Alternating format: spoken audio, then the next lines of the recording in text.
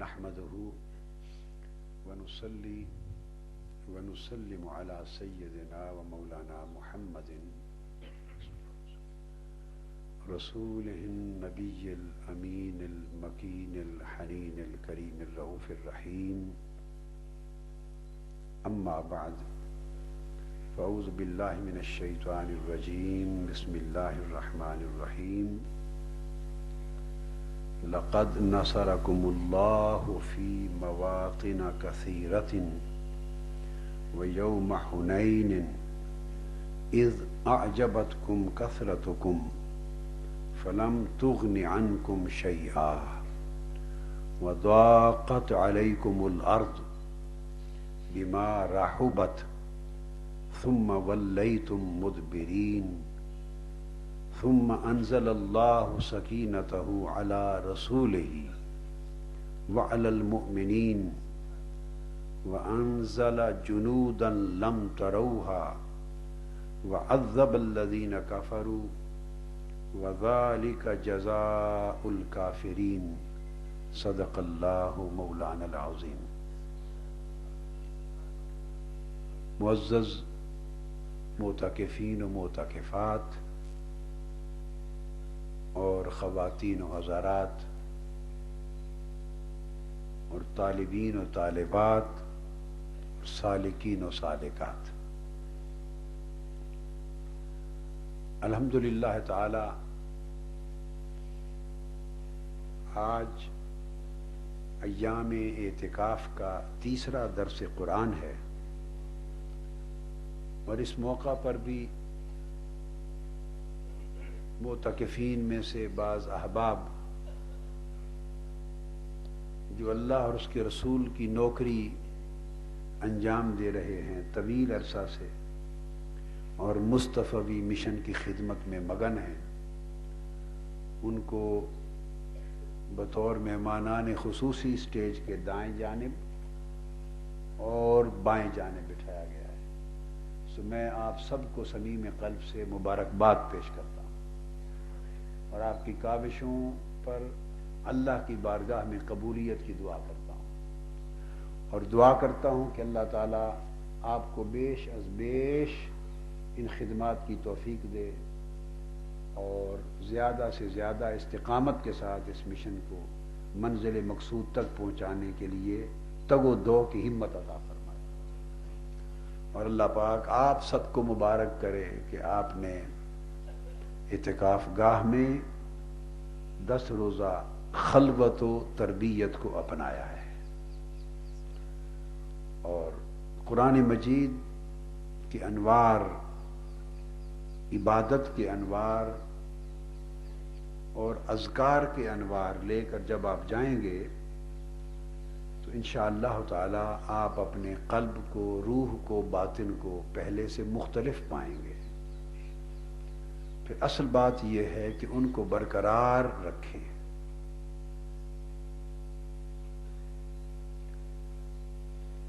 کل کا بیان جو درس قرآن میں ہم نے کیا وہ سورہ توبہ کی آیت نمبر 24 پر ختم ہوا، اور اس کے ساتھ سورہ یونس کی کچھ آیتوں کا حوالہ ساتھ ملایا. سورہ توبہ کی آیت نمبر 24 میں یہ بیان تھا کہ ایک طرف دنیاوی محبت کے مراکز ہیں، جیسے ماں باپ، بہن بھائی، اولاد، بچے بیٹے، خاندان، بیویاں، مال تجارت، گھر بار، جن سے انسان محبت کرتا ہے. دوسری طرف اللہ نے اپنی محبت کے 3 مرکز بیان کیے ہیں، جن کو میں نے کہا کہ یہ ایک ہی محبت کی شمعیں ہیں. اللہ کے چراغ محبت کی 3 شعاعیں ہیں: اللہ سے محبت، رسول سے محبت، اور دین کے لیے جہاد اور جد و جہد سے محبت. اور سورہ یونس کا حوالہ دیا اللہ کے اولیاء اور صالحین سے محبت. یہ چاروں محبتیں حقیقت میں اللہ ہی کی محبت ہیں، اور اسی ایک چراغ محبت کی شعاعیں. اور اللہ پاک نے ترجیح دی کہ اگر تم لوگ دنیا کی محبتوں کو اللہ کی محبت پر، رسول کی محبت پر، دین کی محبت پر ترجیح دو گے تو پھر تم اللہ کی طرف سے ایک بڑے عذاب کے منتظر رہو، گرفت اور مواخذہ کے منتظر رہو، اور انتظار کرو کہ اللہ اپنا حکم عذاب بھیجے گا. اور فرمایا کہ خوب سمجھ لو اگر تم اس طرح نافرمان ہو گئے کہ میرے حبیب کی اور میرے دین کی محبت کو نظر انداز کرتے ہوئے دنیا کی محبتوں کو ان پر غالب کر لیا، تو سن لو کہ پھر اللہ ایسے نافرمانوں کو ہدایت عطا نہیں فرماتا، وہ ان کے لیے ہدایت کا دروازہ بند ہو جاتا ہے. یہ بہت بڑی وعید ہے. اب اس کے بعد چوتھا رکوع شروع ہو رہا ہے، اور آج کا مضمون 25ویں آیت سے ہم شروع کر رہے ہیں. اس میں اللہ تبارک و تعالی نے فرمایا کہ بے شک مومنوں سے خطاب ہے کہ بے شک اللہ جل مجدہ نے بہت سے مواقع پر تمہاری مدد فرمائی.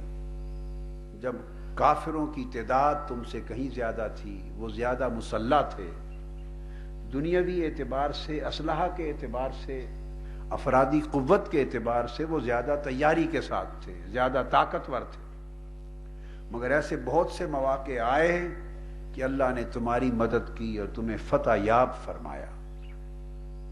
اور اسی طرح فرمایا کہ اللہ نے جنگ حنین کے موقع پر بھی تمہاری مدد کی. اب جنگ حنین میں ہوا کیا اور مدد کیسے ہوئی، اس پر اس آیت کریمہ کا مضمون آیا ہے. مکہ معظمہ سے کم و بیش 18 میل کے فاصلے پر، اور مکہ اور طائف کے درمیان یہ وادی حنین. جب فتح مکہ ہو گئی، مکہ فتح ہوا تو 10,000 صحابہ فتح مکہ کے عمل میں شریک تھے، جو آقا علیہ الصلوۃ والسلام کے ساتھ بصورت قافلہ داخل ہوئے. فتح مکہ کے بعد پھر 2,000 اور لوگ مکہ سے مسلمان ہو گئے. جب انہوں نے قبول اسلام کیا تو لشکر اسلام کی تعداد 12,000 بن گئی. جب غزوہ حنین ہوا تو مسلمان 12,000 سپاہیوں کے ساتھ لڑ رہے تھے. عہد رسالت مآب صلی اللہ علیہ وآلہ وسلم میں جتنی جنگیں ہوئی ہیں ان میں سب سے بڑا عدد تھا اسلام کے لشکر کا. سب سے بڑا عدد تھا لشکر اسلام کا. اتنی بڑی تعداد کے ساتھ کوئی جنگ نہیں ہوئی حضور علیہ الصلوۃ والسلام کے 10 سالہ مدنی دور میں. کتب تاریخ میں آتا ہے اور مفسرین نے بھی بیان کیا ہے کہ مد مقابل جو کفار تھے، جو لڑنے والے تھے کفار، وہ قبیلہ تھا، اس میں حوازن قبیلہ کے لوگ تھے، قریظہ کے تھے، اور قبائل بھی تھے، اور حضرت حلیمہ سعدیہ کا قبیلہ بھی تھا مقابلے میں، کیونکہ وہ کافر تھے، مسلمان نہیں ہوئے تھے. اور حضرت حلیمہ سعدیہ ایک بی بی کا نصیب تھا جو آقا علیہ السلام کی رضائی ماں ہونے کے ناطے شرف اسلام سے بہرہ ہو گئی، کیونکہ رات دن گود میں کھلایا تھا اور آقا علیہ الصلوۃ والسلام کے ارہاسات کو اور معجزات کو اور برکات کو اور اللہ پر آپ کی عنایات کو ہر وقت دیکھا تھا. جس بنو سعد میں وہ رہتی تھی وہ سب اس میں شامل تھے. تو ان کی تعداد بہت سی کتب میں تو 20,000 سے زائد آئی ہے، اور بعض اہل سیر نے 30,000 بھی ان کا عدد لکھا ہے. تو گویا 12,000 ورسز 30,000 یہ مقابلہ تھا. اب صحابہ اکرام کے لیے یہ موازنہ، تعداد کا یہ موازنہ بڑا معمولی تھا. وہ تو 313 کے عدد کے ساتھ مل کر 1000 سے زائد اور کئی ہزاروں سے لڑتے رہے تھے. وہ تو 10 گنا سے بھی لڑ سکتے تھے. اور اب تو کیفیت تھی 12,000 اور 30,000. تو یہ 3 گنا سے بھی ذرا کم تھا فرق. مگر ان کا دھیان جب اپنی کثیر تعداد پر گیا تو تھوڑے سے اترا گئے. یہ اترا گئے. ان کی کثرت عدد، بڑی فوج، بڑا لشکر، یہ ان کی نگاہوں میں چھا گیا. اور قرآن مجید فرماتا ہے اذ اعجبتکم کثرتکم، کہ جو تمہاری فوج کی کثرت تھی اس نے تمہیں عجب میں ڈال دیا. اس فوج کی کثرت نے، اس پر تم اترا گئے، ایک گھمنڈ سا آ گیا، ایک بڑی زیادہ، جس کو اوور کانفیڈنس کہتے ہیں، وہ کیفیت ہو گئی. اور حدیث میں آتا ہے، صحابہ کرام سے روایتیں ہیں، پھر انہوں نے، کئی صحابہ نے کہا کہ آج ہم ان کو اڑا کے رکھ دیں گے، آج بچ کے کوئی نہیں جائے گا ہم سے. اس طرح کے کلمات کہے، چونکہ فوج کی کثرت نے انہیں بڑا اعتماد دے دیا تھا اور دھیان اپنی فوج کی کثرت کی طرف چلا گیا تھا.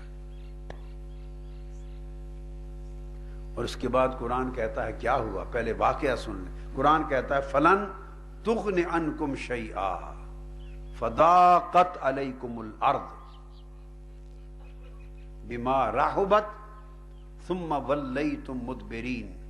جنگ شروع ہوئی گھمسان کی، اور مد مقابل اس جنگ حنین میں لڑنے والے کافر اتنی بے جگری سے لڑے، اتنی جرت سے لڑے، اتنی مہارت سے لڑے، اور ہر قسم کا اسلحہ استعمال کر کے اتنی تیزی سے لڑے کہ مسلمانوں کے قدم اکھڑ گئے. اور اتنے اکھڑے کہ قرآن کہتا ہے کہ پھر تمہاری فوج کی کثرت تمہارے کسی کام نہ آئی، تمہارے کسی کام نہ آئی. اور اتنی بگدڑ مچ گئی، صفوں کی صفیں دوڑنے لگ گئیں. اور قرآن مجید نے کہا حتیٰ کہ تمہیں بھاگنے، دوڑنے اور جان بچانے کا راستہ نہیں مل رہا تھا. اور دشمن کی تیروں کی وہ بوچھاڑ ہوئی کہ تمہیں پناہ کی جگہ نہیں مل رہی تھی. بالآخر یہ کثرت پر مبنی فوج آخر پیٹھ دکھا کر میدان جنگ چھوڑ کر بھاگ گئی. یہ لشکر اسلام کے ساتھ ہوا. اب آپ اندازہ کر لیں. اور ایک حدیث میں آتا ہے، صحابہ کرام کرتے ہیں، اکیلے تنہا آقا علیہ الصلوۃ والسلام اپنی سواری پر ثابت قدمی کے ساتھ میدان جنگ میں موجود تھے، اور آپ کے ارد گرد صحابہ کرام کہتے ہیں ہم نے گنا کم و بیش 80 صحابہ بچ گئے تھے 12,000 میں سے، جنہوں نے آقا علیہ السلام کو اپنے گھیرے میں لے رکھا تھا. باقی ساری فوج منتشر ہو کے پیٹھ دکھا کے بھاگ گئی. یہ کیفیت تھی. یہاں وہ جو انسانی اور بشری کمزوریاں ہیں وہ غالب آ گئیں.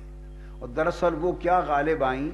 وہ جو اعجبتکم کثرتکم، جو کثرت عدد پر، بڑی فوج ہونے پر ایک گھمنڈ آ گیا تھا، دراصل وہ بات اللہ کو پسند نہیں آئی.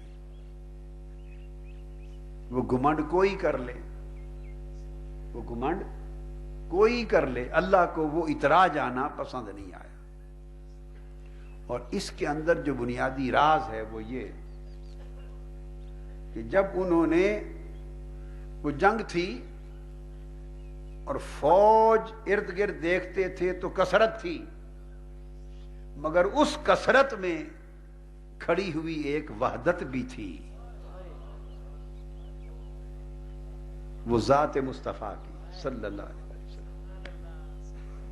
اب میں اگلی بات بتا رہا ہوں، جو بات سمجھا رہا ہوں آپ کو. ہوا کیا کہ دھیان ان کا کثرت کی طرف چلا گیا اور اس وحدت سے ہٹ گیا جس وحدت کی برکت سے ساری کثرتیں تھیں، جس وحدت کے قدموں کے صدقے سے ساری کثرتیں تھیں، اس وحدت سے دھیان ہٹ گیا۔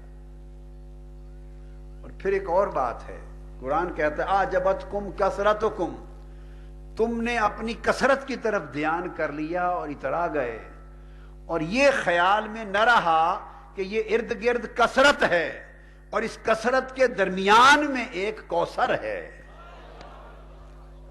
اور کوثر کہتے ہیں منتہائے کثرت کو، کوثر کہتے ہیں منتہائے کثرت کو۔ انا اعطیناک الکوثر، محبوب ہم نے آپ کو کثرتوں کی بھی کثرت دے دی ہے اور سب کثرتوں کی انتہا دے دی ہے۔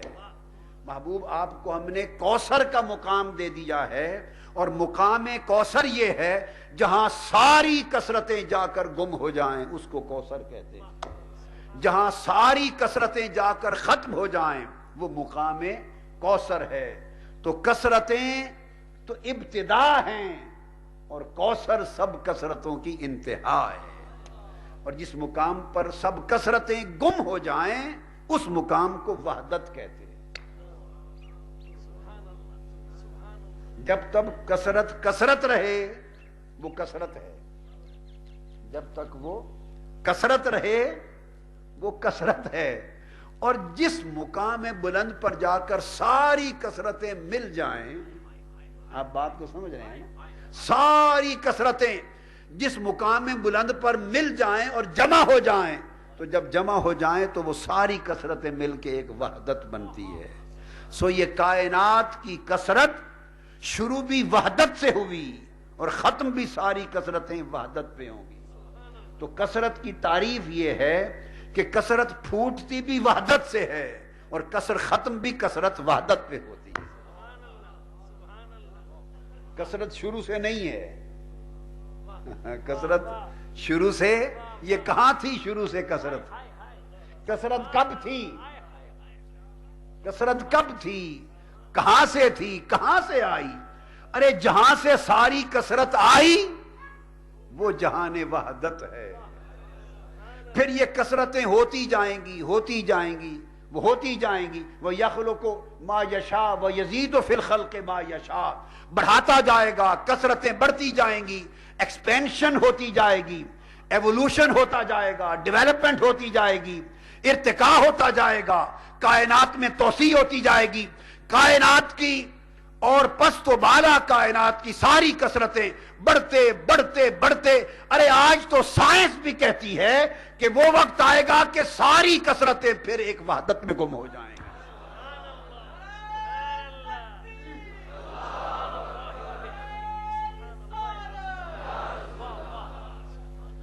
ساری کثرتیں پھر ایک وحدت میں گم ہو جائیں گی۔ اب خواہ اس کو کوئی کیٹاسٹروفک کولیپس کہہ دے،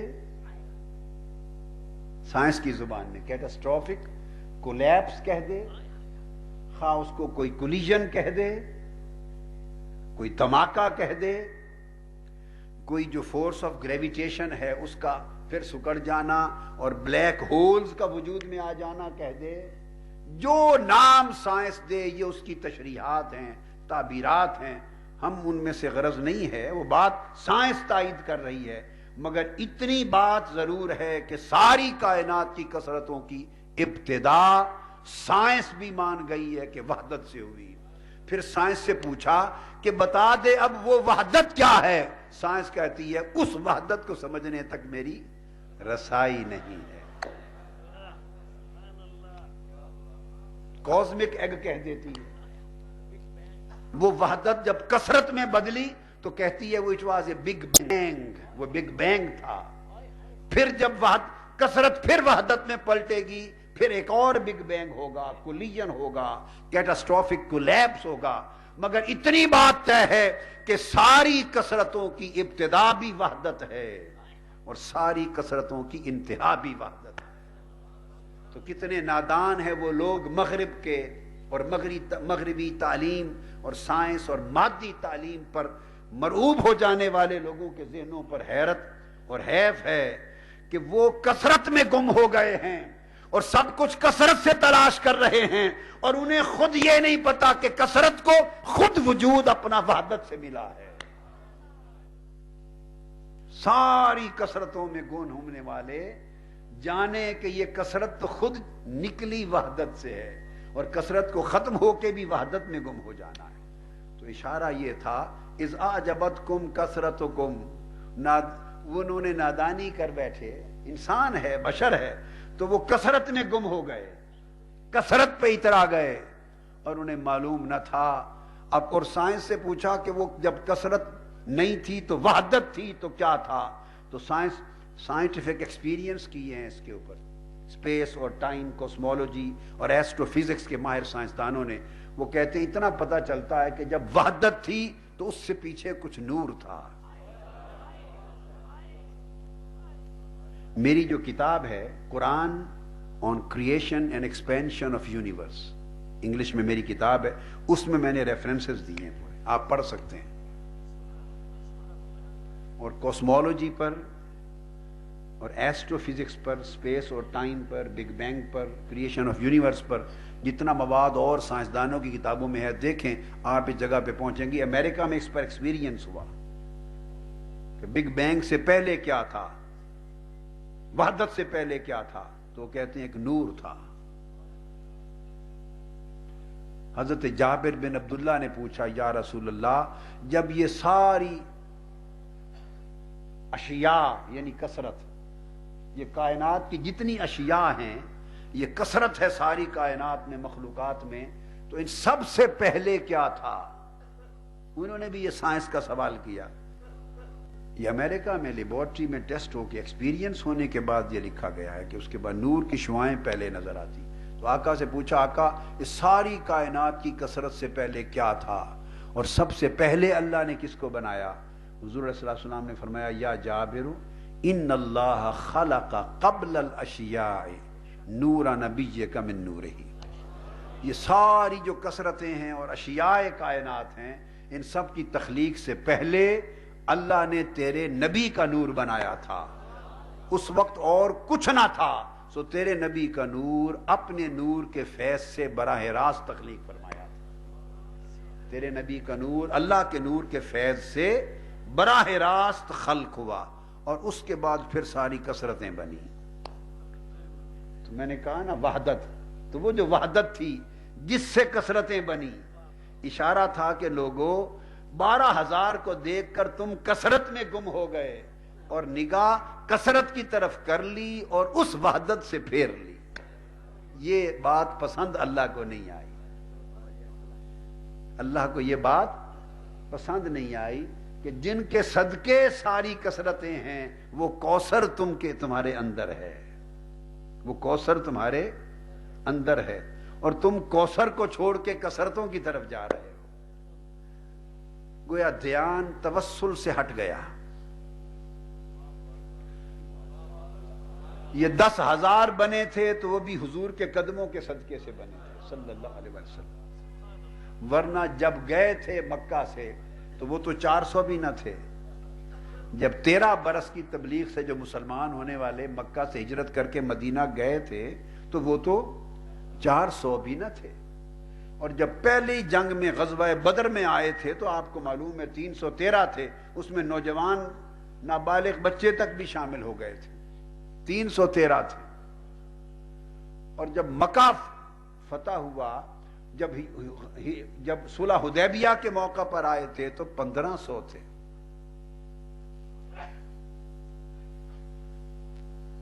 تو پھر 8,000 ہوئے جب آئے ہیں، پھر 10,000 کا لشکر بن گیا، اور جب اسلام نے مکمل غلبہ حاصل کر لیا تو 2,000 اس لشکر میں مسلمان ہو جانے کے بعد اہل مکہ میں سے اور مل گئے تو 12,000 ہو گیا۔ تو یہ تو بڑھتے گئے، اور کبھی وہ بھی تھا کہ دار ارکم میں مصطفیٰ بیٹھتے تھے تو ایک ایک آدمی کو پکڑ کے لاتے تھے صحابہ، ایک ایک آدمی کو، کافر کو۔ وہ کہتا تھا میں نہیں جاتا، وہ کہتے تو ہمارے ساتھ ایک بار چل اور ان کا مکھڑا دیکھ لے، ان کی بات سن لے، اگر دل کو بھا جائیں تو مان لینا، نہیں تو واپس آ جائیں۔ بس اس طرح ترلے کر کے، منتیں کر کے، بہانے بنا کر ایک ایک کو پکڑ کے لاتے تھے۔ تو یہ یہاں سے نہیں معلوم کہ یہ کثرتیں بنی کس کی برکت سے ہیں، کس کے سبب اور وسیلہ سے بنی ہیں۔ تو یہ ساری کثرتیں حضور کے توسل سے تھیں، یہ ساری فوج کی کثرت آقا کے توسل سے تھی۔ تو قرآن کہتا ہے اذ اعجبتکم کثرتکم، ایک خاص نقطہ اور بتا رہا ہوں، تمہاری کثرت۔ واہ واہ واہ، یہ نہیں فرمایا اذ اعجبتکم کثرہ کہ تم کثرت پر اترا گئے، یعنی فوج کے زیادہ ہونے پر اترا گئے، کثرت پر اترا گئے، یہ نہیں فرمایا۔ فرمایا اچھا بھائی تمہاری کثرت، ہائے ہائے ہائے اعجبتکم کثرتکم، تم اپنی کثرت پہ اترا گئے، ہماری وحدت ادھر تھی، تمہاری کثرت ادھر تھی۔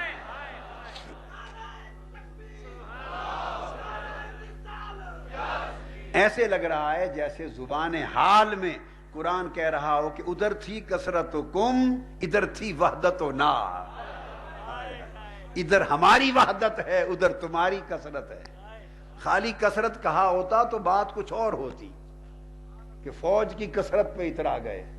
قرآن کہتا ہے اعجبتکم کثرتکم، تمہاری کثرت نے تمہیں عجب میں ڈال دیا، اور جب ہماری وحدت کو دیکھتے تھے تو عجز میں پڑتے تھے۔ فرق یہ تھا، جب ہماری وحدت کو دیکھتے تھے، ذات مصطفیٰ کو، تو عاجزی آتی تھی، تم نے اپنی کثرت کو دیکھا تو عجب آ گیا، اترا گئے۔ اور یہ اترا جانا پھر اللہ کو پسند نہیں آیا، اور لمحے بھر کے لیے نظروں کا پھیر لینا پسند نہیں آیا، اور اصل منبع فیض اور اصل وسیلہ اس سے دھیان کا ہٹا لینا اللہ کو پسند نہیں آیا۔ اب گویا انسان یہ سمجھنے لگتا ہے کہ اب میں بڑا خود کفیل ہو گیا ہوں۔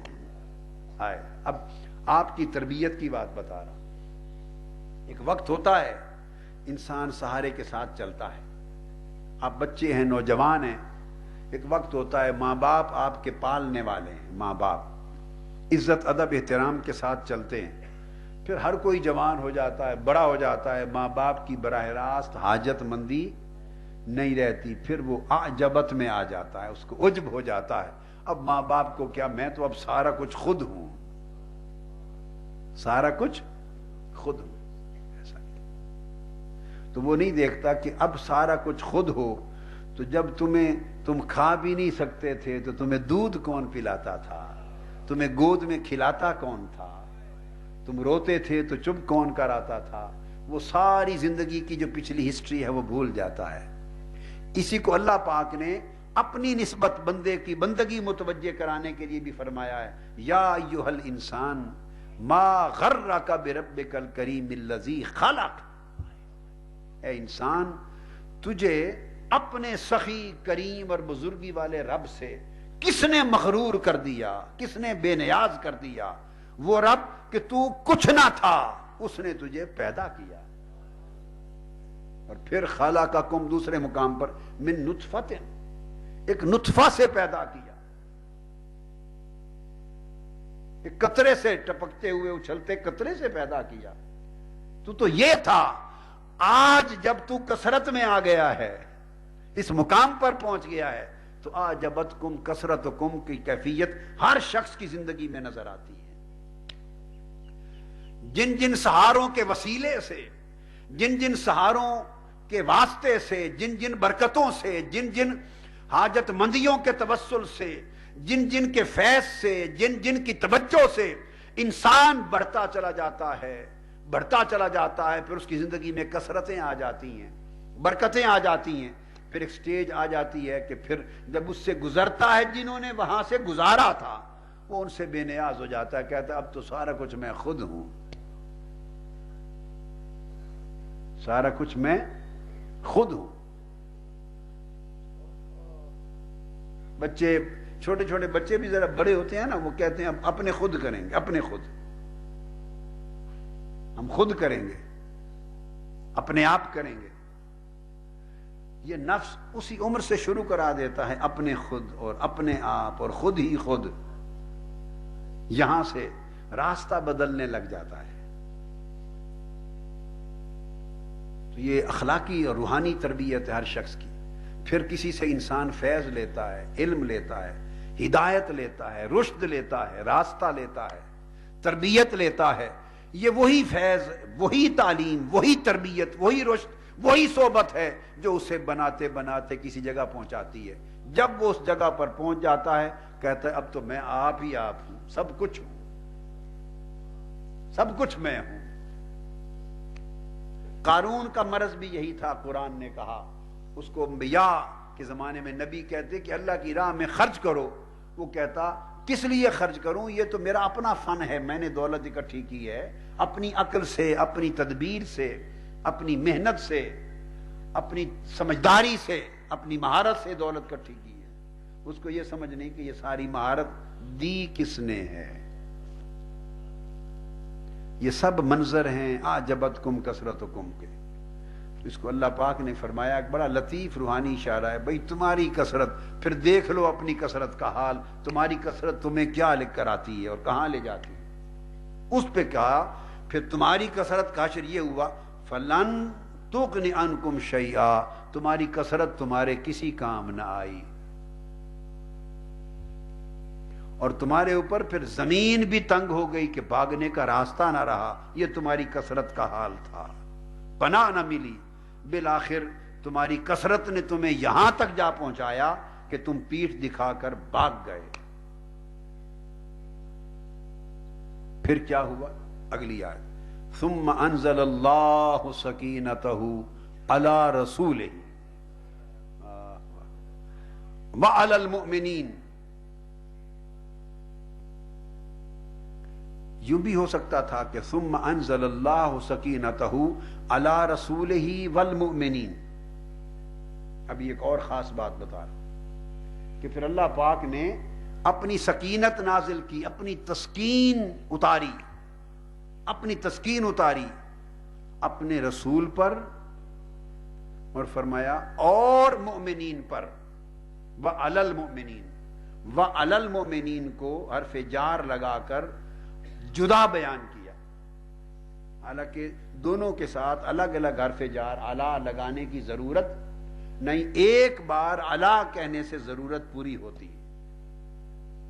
اور عربی قاعدہ بھی یہ ہے کہ اگر کم ہر لفظ سے کام چلتا ہو تو یہ زیادہ فصاحت اور بلاغت ہوتی ہے. تو یوں بھی ہو سکتا تھا کہ سکینتہ علی رسولہ والمؤمنین، کہ اللہ نے اپنی سکینت نازل کی اپنے رسول اور مومنوں پر، اپنے رسول اور مومنوں پر. مگر نہیں، فرمایا انزل اللہ سکینتہ علی رسولہ وعلی المؤمنین. اب معلوم نہیں کہیں اور کسی نے تو پتہ نہیں لکھا ہوگا یا نہیں، بہرحال جو ہماری سمجھ میں اللہ نے دیا ہے وہ بتا رہے ہیں آپ کو، جو قرآن نے جو بات سمجھائی ہے.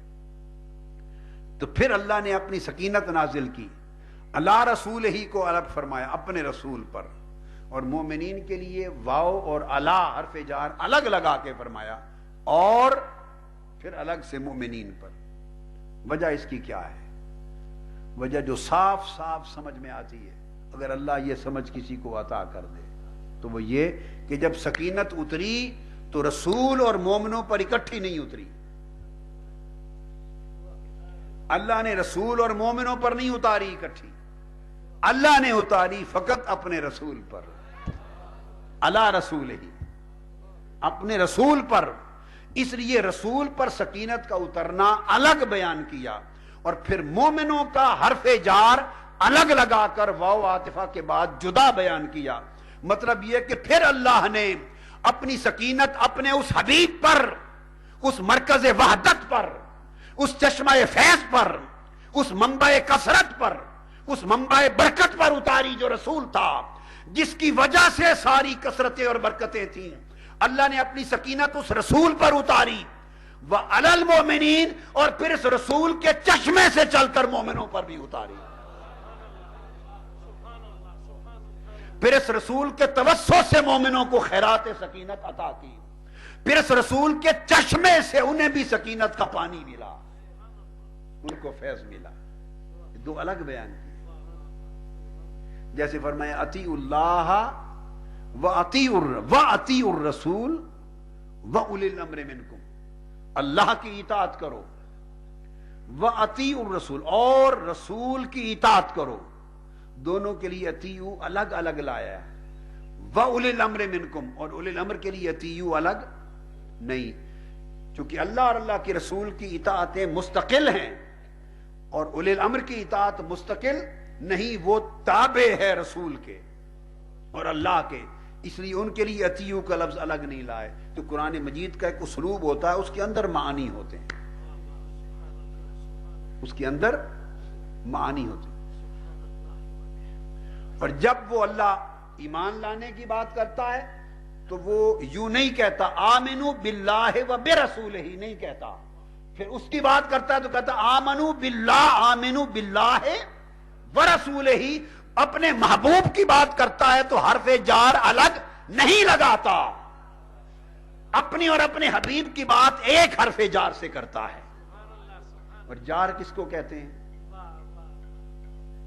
پڑوس کو. کیا معنی ہے جار کس کو کہتے ہیں؟ بولیے.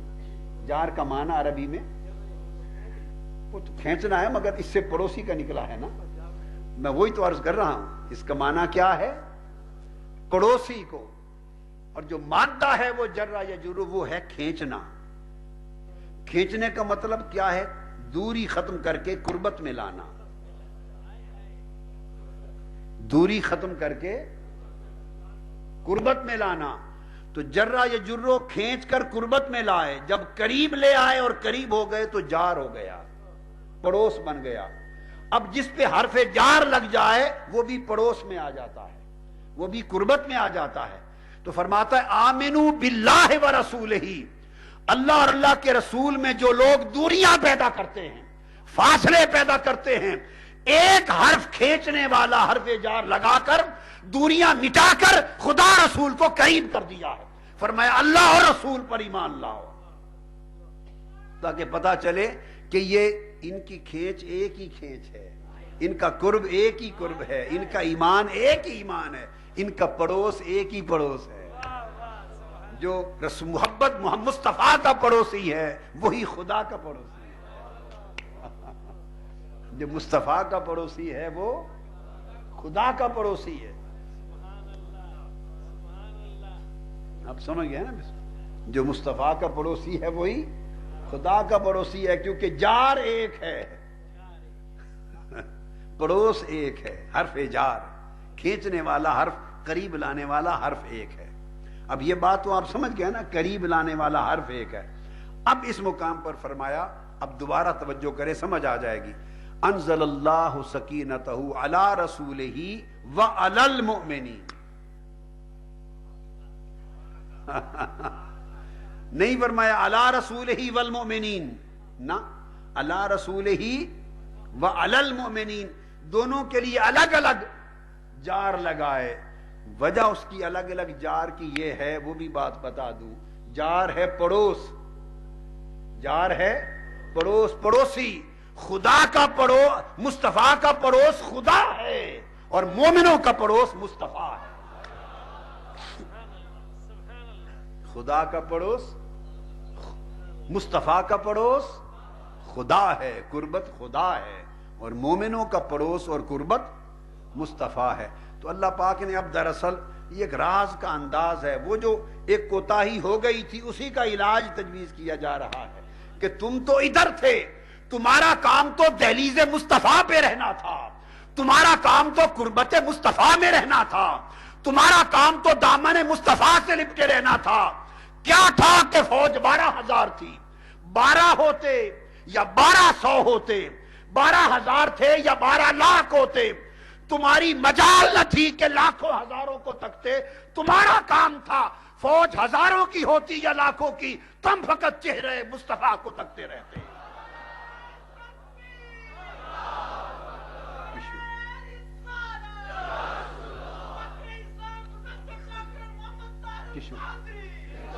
تمہارا کام تھا، فوج ہزاروں میں تھی یا 12,000 میں تھی یا لاکھ میں تھی، فوج ہوتی رہتی، فوج ہوتی رہتی، ارد گرد فوج ہزاروں لاکھوں کی ہوتی رہتی، اور تمہارا کام یہ نہ تھا کہ اس فوج کو تکتے، تمہارا کام تھا فوج کھڑی رہتی اور فوج کا ہر فرد ایک ہی وحدت کو تکتا رہتا، ایک ہی چہرے کو تکتا رہتا، ایک ہی ذات کو تکتا رہتا، چونکہ منبع اس ساری فوج کی کثرت کا یہ ہے، منبع ساری برکت کا یہ ہے، منبع سارے فیض کا یہ، اور منبع ساری فتوحات کا یہ ہے۔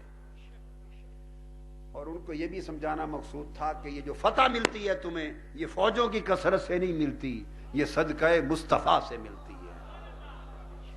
اس لیے آپ کو نسبت محمدی پر زور دلایا جا رہا ہے، اس اعتکاف میں وظائف دیے ہیں نسبت محمدی کے، کہ نسبت محمدی کو پختہ کر لو، سارا کچھ اسی میں ہے۔ اللہ پاک بھی وہی نسبت محمدی پختہ کروا رہا ہے۔ تو شکست ہو گئی کیا؟ تو بولیے، جب شکست ہوئی تو اللہ تھا یا نہیں تھا؟ جب شکست ہوئی تو اللہ تھا یا نہیں تھا؟ یا معاذ اللہ استغفر اللہ ریسٹ کر رہا تھا، تھوڑی دیر استراحت فرما رہا تھا، آرام کر رہا تھا؟ استغفر اللہ العظیم، ایسا تو سوچنا بھی کفر ہے۔ لا تأخذہ سنۃ ولا نوم، تو اللہ تو تھا اور سب کچھ دیکھ رہا تھا، تو اپنے دیکھتے دیکھتے شکست کروا دی، بگوا دیا، پیٹ پھیر کے بھاگے جا رہے ہیں اور اللہ بھی چپ ہے، دیکھ رہا ہے، فرشتے بھی چپ ہیں، دیکھ رہے ہیں۔ فرشتوں نے پوچھا ہوگا باری تعالیٰ کچھ کریں ہم جائیں؟ ان کا چپ بیٹھو، ان کی کثرت کو ہو لینے دو پورا، یہ کثرت کو دیکھتے ہیں ہماری وحدت کو چھوڑ کر، ذرا مزہ چکھ لیں، سواد چکھن دیو انہاں نو کثرت دا، انہاں نو سواد چکھ لین دیو۔ کسی فرشتے کو نہیں بھیجا، کیا روک دیا نظام، لو کر لو، ویکھ لو کثرت اپنی، کثرت دی موج کر لو۔ جب کثرت نے اینڈ پر پہنچا دیا اور پھر ہر کوئی بھاگا، مگر وحدت کیسے بھاگے؟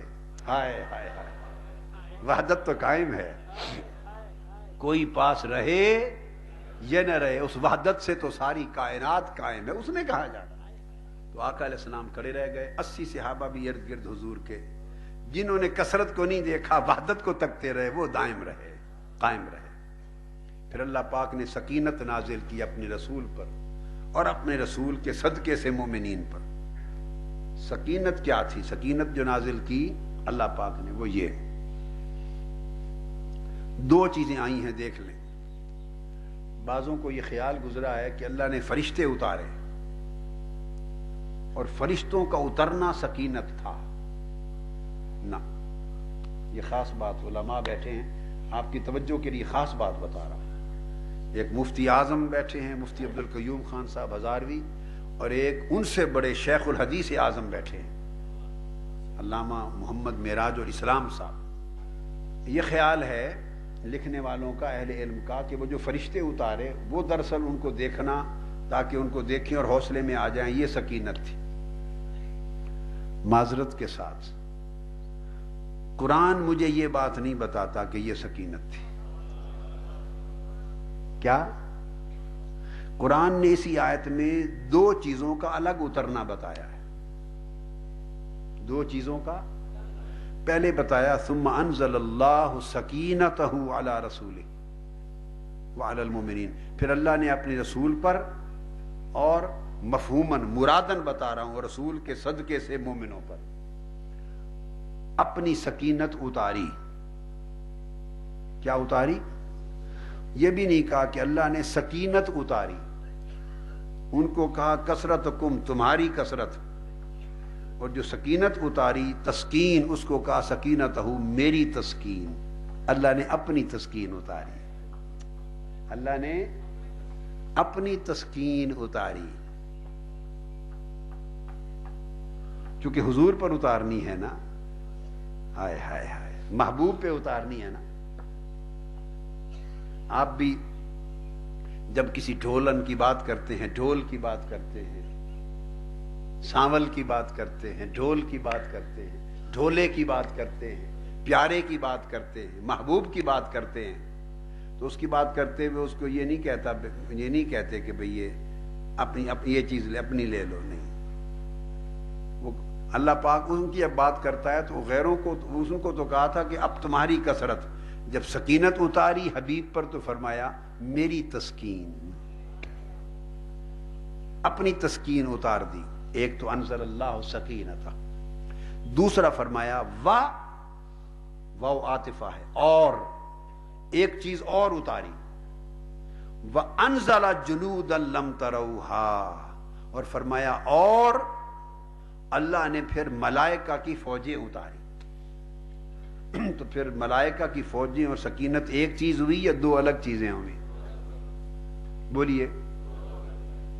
ملائکہ کی فوجیں اتاری، ان کو فرمایا وَأَنزَلَ جُنُودًا لَمْ تَرَوْهَا، تو ملائکہ کی فوجیں اتری ایک، اور اس سے پہلے الگ فرمایا انزل اللہ سکینتہ علی رسولہ، اپنی تسکین اتاری۔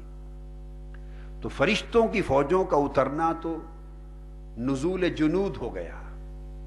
اب نزول جنود میں آیا ہے، بعض مفسرین نے کہا اور روایات میں آیا ہے کہ 5000 تھے جو اترے، بعض نے کہا 6000 ملائکہ اترے، بعض نے کہا 8000 ملائکہ اترے۔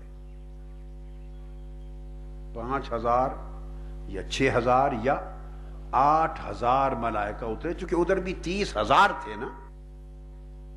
مگر ایک بات طے ہے، لڑے نہیں، بدر میں لڑے تھے، غزوہ بدر میں لڑے تھے، غزوہ بدر میں لڑے تھے، مگر ان کی تلوار سے گردن کسی کی نہیں کٹی تھی، بس وہ تلواریں چلاتے تھے اور کٹتی صحابہ کی تلواروں کے چلانے سے پہلے کٹ جاتی تھی۔ وہ حوصلہ دیتے تھے، حوصلہ دیتے تھے۔ تو غزوہ بدر میں لڑے تھے، تلواریں چلا، تلوار زنی کی تھی تلوار، ہاں، بلکہ صحابہ نے پوچھا آقا عجیب دیکھتے تھے کہ ہم تلوار چلاتے تھے اور ان کی گردن پہ لگنے سے پہلے کٹ جاتی تھی۔ وہ ملائکہ کا لڑنا تھا، وہ ملائکہ کی اپنی ان کی شان کے لائق ایک نورانی تلوار زنی تھی، گردنیں کٹ جاتی۔ وہاں لڑے تھے، یہاں لڑے نہیں، بس اترے حوصلہ کرنے کے لیے۔ اور جو سکینت اس سے پہلے اتار دی، وہ سکینت یہ حدیث پاک میں آتا ہے، صحابہ کرام بیان کرتے ہیں، جب اس وقت تک آقا بھی چپ رہے، اللہ بھی چپ رہا، جب سارا منظر ہو گیا اور بھاگ گئے اور میدان جنگ میں ظاہراً شکست ہو گئی اور کفار کا حملہ کامیاب ہو گیا، ان کو غلبہ ہو گیا، ظاہراً فتح ہو گئی ایک لمحے کے لیے عارضی، جب یہ سب مسئلے ہو چکے، اس وقت اللہ کی طرف سے سکینت اتری۔ اور سکینت کیا تھی؟ آقا علیہ السلام نے دو کام کیے۔ اب حضور علیہ السلام کی طرف پورا معاملہ متوجہ ہو گیا۔ دو کام کیے، ایک آقا علیہ السلام نے کیا، حضرت حسن بصری رضی اللہ تعالیٰ عنہ روایت کرتے، ابن منذر کی روایت، فرماتے ہیں کہ ہم نے دیکھا جب سارے لوگ بھاگ گئے تھے، سب لوگ بھاگ گئے تھے، ٹولے ٹولے بن کے بھاگ رہے تھے، تو آقا علیہ السلام نے آواز دی، یا انصار اللہ و انصار رسولہ، اے اور اللہ اور اللہ کے رسول کے مددگاروں، ان کو آواز دی۔ آواز کیا دی وہ سمجھنے والی ہے، یہاں سے وہ تفسیر سمجھ میں آ جائے گی جو میں نے کی تھی کہ ان کا دھیان کثرت کی طرف چلا گیا تھا، حضور کی طرف سے ہٹ کر۔ وہ جو توسل مصطفی تھا، ادھر حضور کی ذات اقدس کی بجائے کثرت نے ایک اترانا پیدا کر دیا۔ اب آقا نے بلایا کیا؟ یہ نہیں کہا اے اللہ اور اللہ کے رسول کے مددگاروں، مجاہدوں، آؤ اللہ کی طرف، اللہ کے دین کی طرف، اللہ کے جہاد کی طرف، اللہ بلا رہا ہے، آؤ اللہ کے امر کی طرف، نہیں فرمایا۔ حدیث کے لفظ ہے، فرمایا یا انصار اللہ و انصار رسولہ، اے اللہ اور اللہ کے رسول کے مددگاروں، الی عباد اللہ انا رسول اللہ، فرمایا تم سارے میری طرف پلٹ کے آ جاؤ، میں اللہ کا رسول ہوں۔ اپنی طرف پلٹایا، الی عباد اللہ، میری طرف پلٹ آؤ۔ تو تفسیر اب مکمل ہو گئی یا نہیں؟ دھیان دیا کہ تم نے نادانی کی، میری طرف دھیان رکھنا تھا، تمہارا دھیان میری طرف سے ہٹا اور کثرت افواج کی طرف گیا، سارا پاسا پلٹ گیا، امر الہی پلٹ گیا۔ اب طے شدہ اور طاری شدہ اور ثابت شدہ شکست ہو جانے کے بعد بھی اب منظر دیکھو کہ تمہاری 12,000 کی فوج تھی، تم میری طرف سے ہٹے، کثرت کی طرف گئے تو کثرت نے تمہیں شکست تک جا پہنچایا۔ اس وقت 12,000 تھے، جب شکست شروع ہوئی اب کل 80 ہیں۔ اب کل تم نے کثرت کا فیض دیکھ لیا کہ 12,000 تھے، 80 بچ گئے۔ اب میری وحدت کا فیض دیکھو، فرمایا الیہ، اب کثرت کا دھیان چھوڑو اور میری طرف آ جاؤ، اور دیکھو اب ایک تنہا میری طرف آنے سے کیا ہوتا ہے۔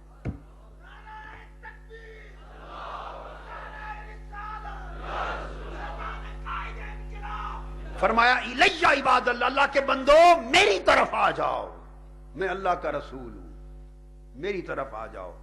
حدیث پاک میں آتا ہے قالوا یا رسول اللہ ورب الکعبۃ الیک واللہ، کہا یا رسول اللہ کعبے کے رب کی قسم اب آپ کی طرف آتے ہیں۔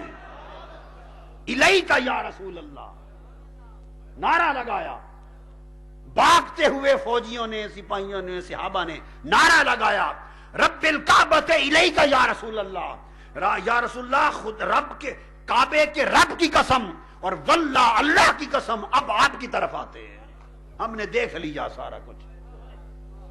آپ سے ہٹ کر فوجوں کی طرف دھیان کر کے دیکھ لیا، کثرت افواج کو تک کر دیکھ لیا، اب ہر طرف سے نگاہ اٹھاتے ہیں الیک واللہ یا واللہ رب الکعبہ، کعبے کے رب کی قسم حضور اب آپ کی طرف آتے ہیں۔ یہ بات آپ سمجھ گئے؟ اور حضرت انس رضی اللہ تعالیٰ عنہ سے بھی روایت ہے، امام حاکم نے مستدرک میں روایت کیا اور اس کی تصحیح کی، حدیث کی کہا یہ صحیح ہے۔ اس میں پھر انہوں نے فرمایا کہ جب سب ولو مدبرین ہو چکا، جب سب پیٹ پھیر کے بھاگ چکے اور میدان خالی ہو گیا، اس وقت آقا علیہ الصلوۃ والسلام نے فرمایا یا معاشر المسلمین الیہ عباد اللہ، اے معاشر اے مسلمانوں کی افواج اور گروہ میری طرف آ جاؤ، میری طرف آ جاؤ، انا رسول اللہ، میں اللہ کا رسول ہوں۔ اور جواب ہے، صحابہ کہتے ہیں فقالوا الیک واللہ، یا رسول اللہ خدا کی قسم اب آپ کی طرف آتے ہیں۔ ایک زندگی ہے، اپس اینڈ ڈاؤنز آتے ہیں، زندگی میں ایک لغزش ہوئی، انسانی بشری فطرت کے مطابق، کوئی تان تشنیع تنقید کی بات نہیں ہے، انسان ہے، انسان ہے، اور اگر یہ چیزیں کبھی کبھی نہ ہو تو وہ ان کا انسان ہونا ثابت ہی نہ ہو۔ اگر یہ باتیں کبھی کبھی نہ ہو تو ان کا بشر اور انسان ہونا، پھر تو وہ فرشتے رہیں،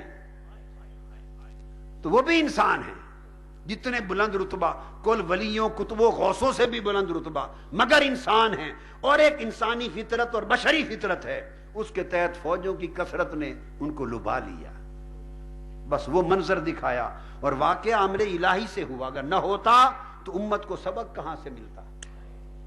امر تھا کہ یہ کر کے دیکھ لو اور حشر دیکھو، اور پھر جب کچھ نہ بچے پھر تنہا میرے مصطفیٰ کی طرف آ جاؤ، پھر دیکھو کیا ہوتا ہے۔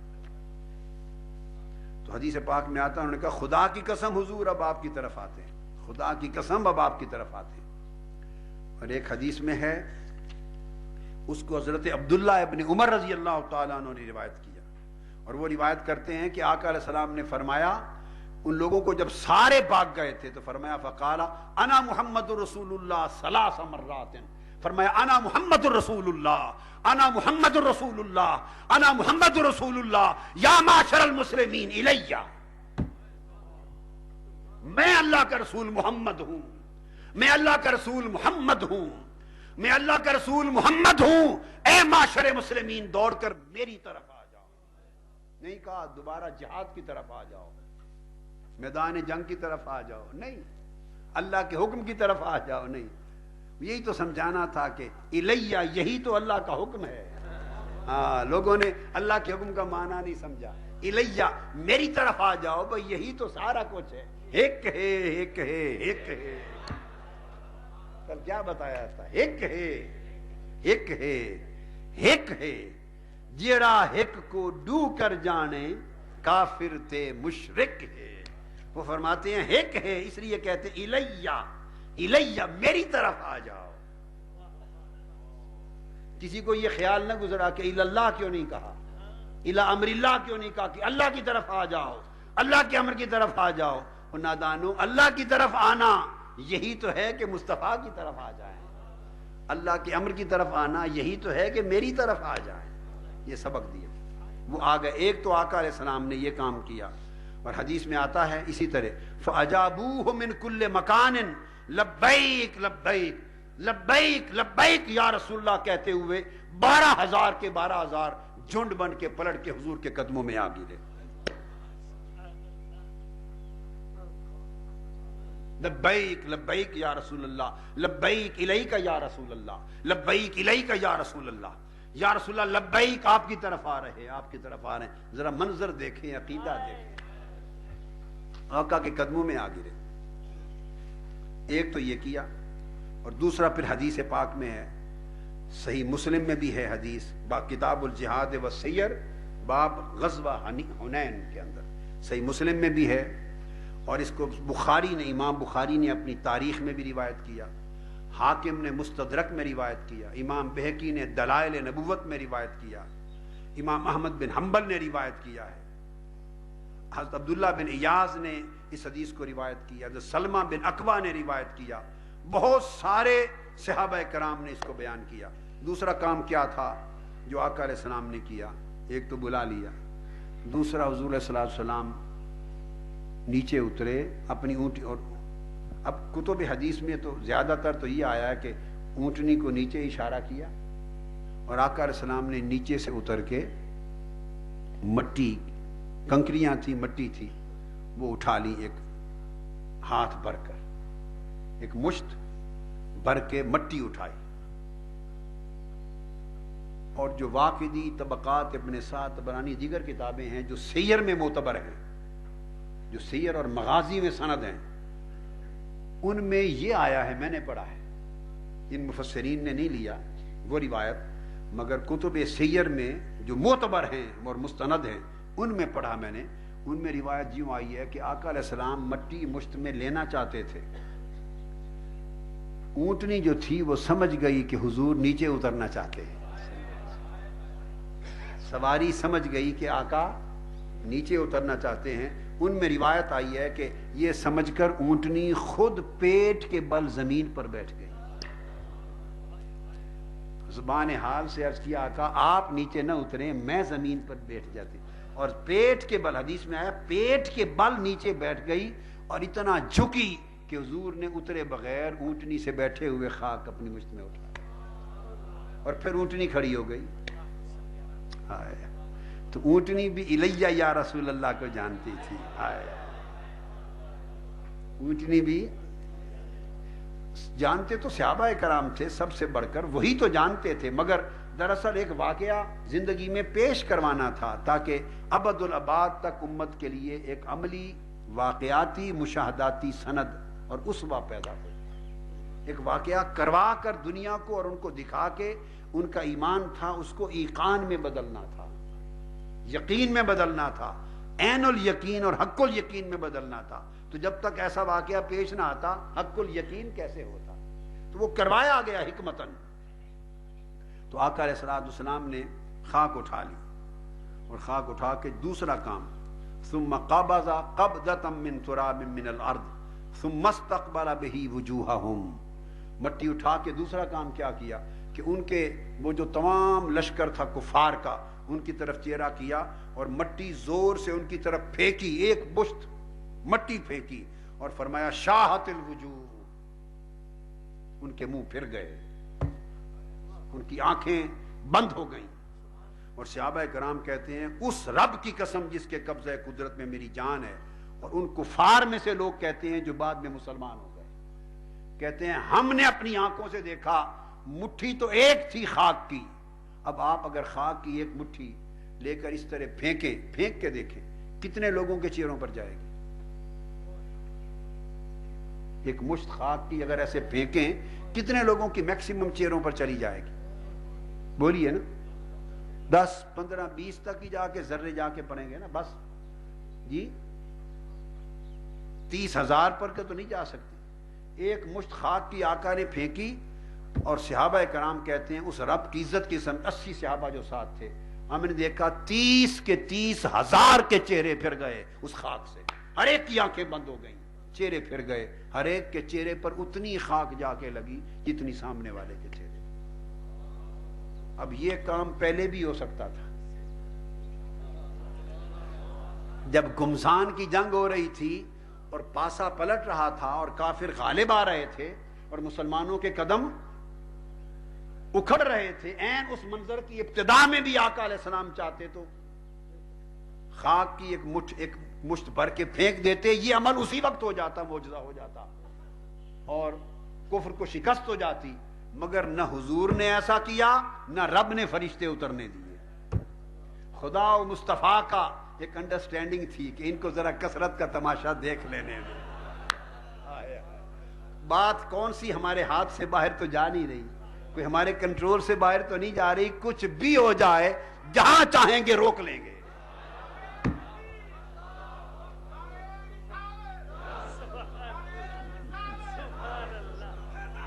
نہ اللہ نے, نہ اللہ پاک نے فرشتے بھیجے کہ بس چھوڑ کہ اکھڑتے قدموں کو ہی بچا لیا جائے, روک لیا جائے. بھاگنا شروع ہو رہا, 2-4 جب بھاگے تھے اسی لمحے فرشتے اتار دیتا کہ رک جاؤ. حضور مشت خاک کی پھینک دیتے کہ پاسا پلٹ جاتا, مگر نہیں.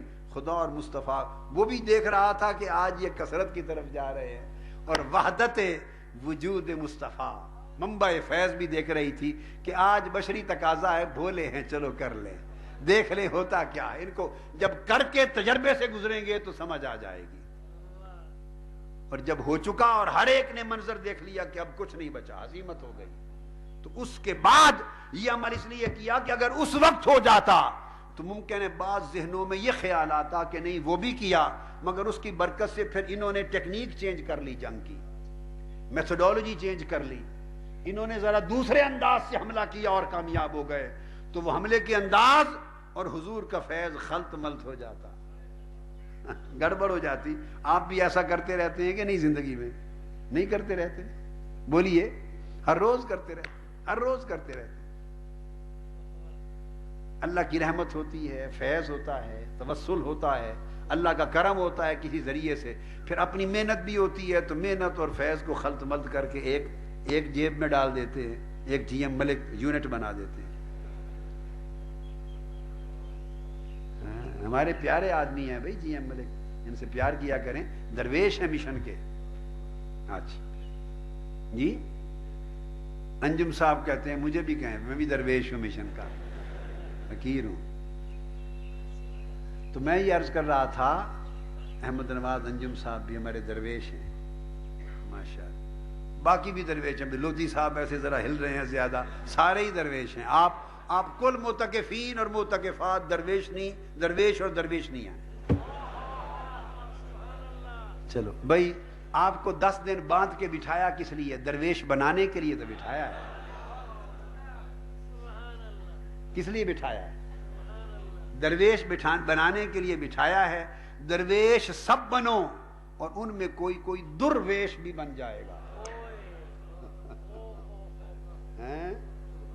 کوئی پھر درویش بھی بن جائے گا. درویشوں میں کئی درویش بن جائیں گے.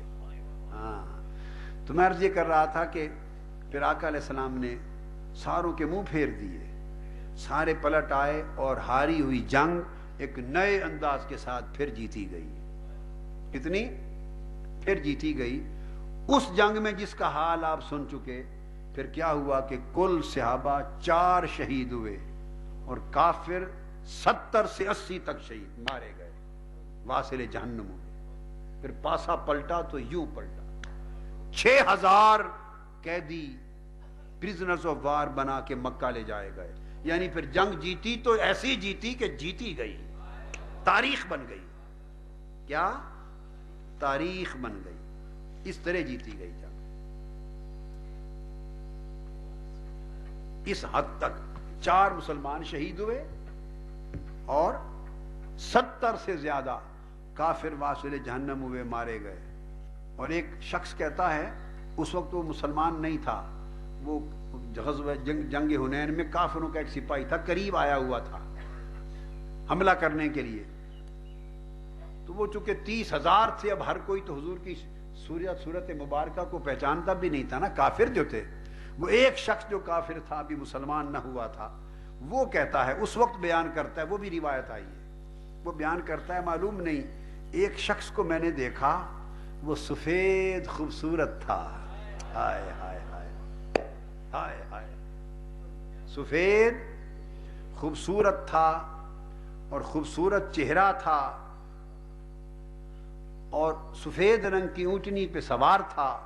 اس نے مٹی ہاتھ میں اٹھائی اور ہم سب کی طرف پھینکی اور شاہت الوجوہ ارجعوا کہا، اس نے کہا پھر جائیں تمہارے منہ، بھر جائیں تمہارے منہ اور آنکھیں خاک سے، تباہ ہو جاؤ اور پلٹ جاؤ، دفع ہو جاؤ۔ ارجعوا فرمایا دفع ہو جاؤ، بس یہ کہنے کی دیر تھی، 30,000 کا لشکر پھر گیا۔ کہتے ہیں وہ خوبصورت سا گورا پیارا حسین چہرے والا کوئی تھا، ہائے ہائے ہائے ہائے ہائے۔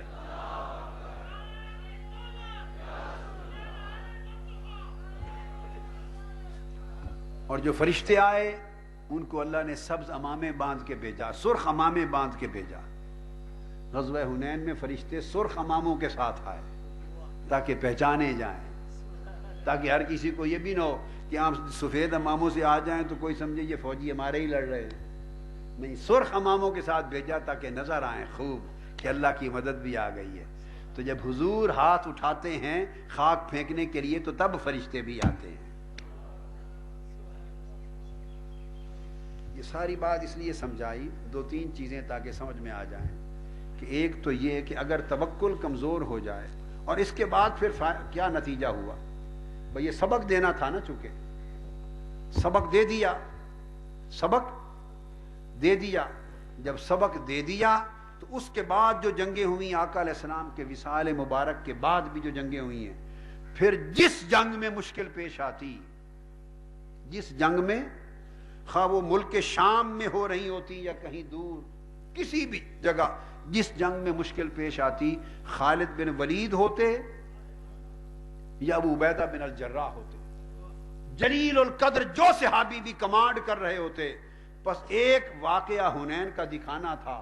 عمر بھر جس جنگ میں صحابہ کو مشکل آتی، پھر وہ کچھ اور نہیں دیکھتے تھے، وہ یا محمد نصر اللہ کے نعرے لگاتے تھے۔ جنگوں میں نعرہ لگتا ہے،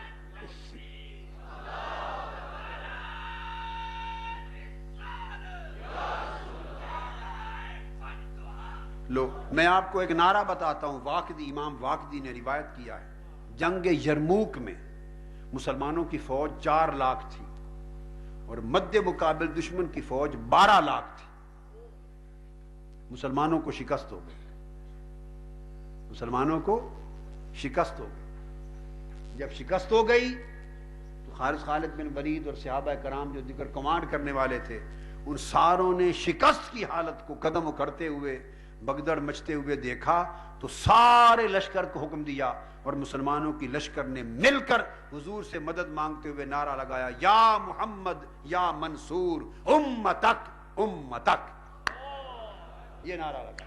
یہ صحابہ کے نعرے ہیں، آج کہاں گئے یہ نعرے؟ اب آپ بھی کہیے، یا محمد یا منصور امتک امتک۔ اس کو یاد کر لیں، اپنے انقلابی جب ہوں گے آپ کے جلوس اور مار کے، تو حضرت خالد بن ولید اور صحابہ کی سنت پہ عمل کر کے یہ نعرہ لگایا کرنا ہے، یا محمد یا منصور امتک امتک، یا محمد یا منصور امتک امتک۔ سبحان اللہ۔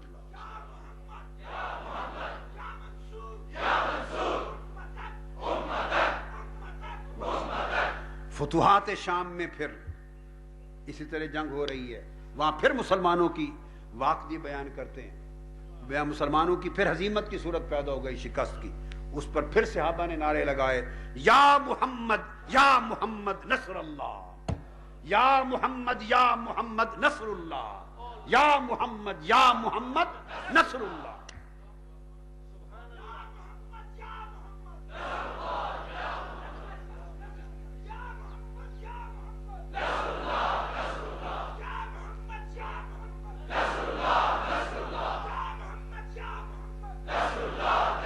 مسیلمہ کذاب کے ساتھ جب جنگ ہوئی ہے آقا علیہ السلام کے بعد، مسیلمہ کذاب کے لشکر کے ساتھ جنگ ہوئی، اس کے قبیلے برادریوں کے گرد و نواح کے سارے لوگ برادری پرستی میں، علاقہ پرستی میں بہت بڑا لشکر بن گیا تھا مسیلمہ کذاب کا صحابہ کرام کے خلاف، بڑا طاقتور لشکر بن گیا تھا۔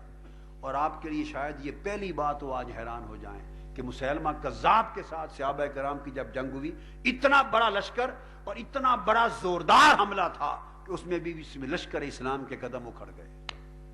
انسانی معاملات ہے نا، وہ فرشتے جنات تھوڑے تھے کہ بس جائیں گے اور بھسم کرتے چلے جائیں گے، قربانیاں دی ہیں، لڑے ہیں، مرے ہیں، اکھڑے ہیں، شہید ہوئے ہیں، خطرات میں گرے ہیں، شہید ہوئے ہیں، زخم اٹھائے ہیں، تمام انسانی تقاضے پورے کیے ہیں، اور پھر ان برکتوں وسیلوں سے فتوحات، تو قدم اکھڑ گئے۔ قریب تھا کہ شکست ہو جاتی مسیلمہ کذاب کے لشکر میں۔ اندازہ کر لیں خدا نہ خواستہ اگر مسیلمہ کذاب کا لشکر اسلام کو شکست دے دیتا تو اسلام کا، دین اسلام کا عالم ان تمام خطوں میں کیا ہوتا۔ جب صحابہ کرام نے دیکھا یہ کیفیت تو تمام افواج اور کمانڈر کھڑے ہوئے، نعرہ لگائے، واہ محمدہ واہ محمدہ واہ محمدہ واہ محمدہ، یہ نعرے لگائے۔ یہ نعرے تھے جو صحابہ کرام لگایا کرتے تھے مشکل وقتوں میں۔ اور جب فتوحات شام میں بطلیموس گھیرا تھا انہوں نے ڈالا ہوا، وہ لشکر لے کے نکلا 10,000 کافروں کا، 10,000 عیسائیوں کا، غیر مسلموں کا لشکر لے کے نکلا، 10,000 کا لشکر بطلیموس۔ عزت حضرت خالد بن ولید سپہ سالار تھے، کمانڈر ان چیف تھے، اور پھر اتنا زوردار حملہ کیا کہ یہاں پھر قدم اکھڑ گئے۔ جب قدم اکھڑے اور جب پوری فوج کی کیفیت دیکھی، خالد بن ولید رضی اللہ تعالیٰ عنہ نے جھنڈا بلند کر کے پوری فوج کو متوجہ کیا اور کہا، نعرے لگاؤ، واہ غوثا واہ محمدہ، غوث، واہ غوثا واہ محمدہ، واہ غوثا واہ محمدہ، واہ غوثا واہ محمدہ، اے مدد کرنے والے اے محمد، اے مدد کرنے والے اے محمد صلی اللہ تعالی علیہ وآلہ وسلم۔ کل میں نے کہا تھا نا آپ کو، یہ ملا نہیں کئی کار دے، آج ہو گئی نا سمجھ، یہ ملا نہیں کئی کار دے، کیوں؟ شیوے نہ جانن یار دے، شیوے نہ جانن یار دے۔ ان کو کیا پتا کہ یار کے شیوے کیا ہیں، وہ یار اپنے اس یار کے لیے کیا کیا کرتا ہے، وہ یار اس یار کے لیے کیسے کیسے وار کرتا ہے، تو مدد ہوتی۔ یہ مقصود جو بنیادی ہے وہ یہ کہ جہاد بھی ہو تو توجہ الی اللہ اور الی الرسول رہے، اور توجہ الی اللہ میں جو نسبت محمدی ہے، اسی کی شعاع توجہ الی اللہ ہے، اسی کی شعاع توجہ الی نسبت محمدی کو پختہ کرو۔ آج کے درس میں جو آپ کو سبق اور وظیفہ دیا نسبت محمدی کا، اس کی اہمیت بیان کی، نسبت محمدی پر کوشش کرو۔ نسبت محمدی جتنی مضبوط ہوگی اتنی ہمت، اور یہ سٹرگل کی۔ جب یہ ہوا تو اللہ فرماتے ہیں ثم یتوب اللہ من بعد ذلک علی من یشاء واللہ غفور الرحیم، پھر اللہ نے ان کی توبہ قبول کر لی، جو کوتاہی کر بیٹھے تھے وہ توبہ قبول کر لی، پھر اللہ جس کو چاہتا ہے توبہ کی توفیق نصیب کر دیتا ہے، عطا فرما دیتا ہے۔ اور اللہ پاک نے پھر یہاں تلقین کی، ارشاد فرمایا چھٹا رکوع میں، یا ایھا الذین آمنوا ما لکم اذا قیل لکم انفروا، یہ اب آپ کو خطاب ہو رہا ہے، پوری امت مسلمہ کو ہے، صحابہ کرام سے لے کر آج کے دن تک آپ تک خطاب ہو رہا ہے، پوری پاکستانی قوم کو خطاب ہو رہا ہے، پورے عالم اسلام کو خطاب ہو رہا ہے، قیامت تک امت مسلمہ کو خطاب ہو رہا ہے۔ اور آپ خاص طور پہ سنیں، تحریک منہج القرآن اور مصطفی انقلاب کے سپاہی سنیں، یا ایھا الذین آمنوا، اے ایمان والو، ما لکم، یہ ساری بات سنا کر اب قرآن کہتا ہے تمہیں کیا ہو گیا ہے، اب جھنجھوڑا جا رہا ہے، اپنے گریبان پکڑے نا، ایسے ذرا پکڑے، سارے پکڑیں، اور ایسا سمجھیں کہ یا ایھا الذین آمنوا اللہ آپ سے مخاطب ہے. گریبان پکڑیں، آنکھیں بند کریں، آنکھیں بند کریں، مائیں بہنیں بیٹیاں بھی، بھائی بزرگ سب آنکھیں بند کریں اور یوں سمجھیں یا ایھا الذین آمنوا اے ایمان والو اللہ آپ سے مخاطب ہے، آپ سے مخاطب. اور کیا فرما رہا ہے؟ ما لکم، جھنجھوڑو اپنے آپ کو. اللہ فرما رہا ہے تمہیں کیا ہو گیا ہے. اپنے نفس کو کہو نا تمہیں کیا ہو گیا ہے. کہیں نا اللہ کے ان کلمات کو دہرائیں، ہمیں کیا ہو گیا ہے. کہیں ہمیں کیا ہو گیا ہے. اللہ فرما رہا ہے تمہیں کیا ہو گیا ہے. کیا ہو گیا ہے؟ آگے سنیں، اب توجہ کریں. فرمایا اذا قیل، اب توجہ کریں میری طرف، اذا قیل لکم انفروا فی سبیل اللہ ثاقلتم الی الارض. تمہیں کیا ہو گیا ہے جب تمہیں کہا جاتا ہے کہ آؤ نکلو بڑھو، اللہ کی زمین میں بڑھو اور اللہ کے دین کی اقامت کی ذمہ داری لے لو. آگے بڑھو، کوچ کرو. کوچ کرو یعنی اس ذمہ داری کو قبول کر لو. کیا اس ذمہ داری کو قبول کر لو. اب سن رہے ہیں بات کو، سمجھ بھی رہے ہیں. کتنے ہیں جو غافل ہو کے بیٹھ گئے. مبارکباد ہے ان کارکنوں کو جنہوں نے 23 برس اللہ اور اللہ کے رسول کی جد و جہد میں اپنے آپ کو شامل کیا، تگ و دو کی، جد و جہد کی. مبارکباد کے مستحق ہیں وہ بھائی، وہ بیٹے، وہ بہنیں، وہ بیٹیاں جنہوں نے ارادہ اور عزم کر لیا اللہ کے لیے وقف ہونے کا، اللہ کے نظر ہونے کا، اللہ کے رسول کی غلامی اور تابعداری میں آ جانے کا، اللہ کے رسول کے دین کی اقامت کا جھنڈا اٹھا لینے کا، اس امت کے حالات کو بدلنے کا، دین کو سر بلند کرنے کا. اور تحریک منہاج القرآن اور مصطفی انقلاب کے مشن، اس تحریک کے مشن پر آپ آ گئے. پھر انسان کے بچے ہو جاتے ہیں، کاروبار ہو گئے، ذمہ داریاں بڑھ گئیں، حالات اس جیسے نہ رہے تو لوگ ثاقلتم الی الارض، گھر میں زمین میں جم کے بیٹھ جاتے ہیں. جی اب وہ سکت نہیں رہی، اب وہ ہمت نہیں رہی. اب بچے گھر سے نکلنے نہیں دیتے، کاروبار ہے، ضروریات ہیں، مشکلات ہیں، خرچے زیادہ ہیں، اب ٹائم نہیں ملتا، اب نکل نہیں سکتا، تھک گئے. ان تھکے ہوئوں کو قرآن للکار رہا ہے، ما لکم، تمہیں کیا ہو گیا ہے. جب تمہیں کہا جاتا ہے اذا قیل لکم انفروا، نکلو گھروں کو چھوڑ کر. اب آپ کو حکم ہے یہ بولے انفروا فی سبیل اللہ، نکلو گھروں کو چھوڑ کر. اس کو باواز بلند کہیں، ہاتھ اٹھا کر، انفروا فی سبیل اللہ. اونچا کہیں، اونچا کہیں، انفروا فی سبیل اللہ، انفروا فی سبیل اللہ، انفروا فی سبیل اللہ.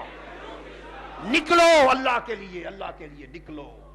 گھروں کو چھوڑو، گھر بار کو چھوڑو، کاروبار کو چھوڑو، دنیاوی مفاد و منفعت کو چھوڑو. میں ترک دنیا کی بات نہیں کر رہا ہوں کہ سب کچھ ہمیشہ چھوڑ دو، نہیں. جب اللہ پکارے، جتنے وقت کے لیے اللہ کا دین پکارے، کاروبار بھی کرو، اس میں سے کچھ وقت نکال کے نکلو اور اللہ کے دین کی ذمہ داری بھی نبھاؤ. نیرا دنیا کے نہ ہو کے رہ جاؤ.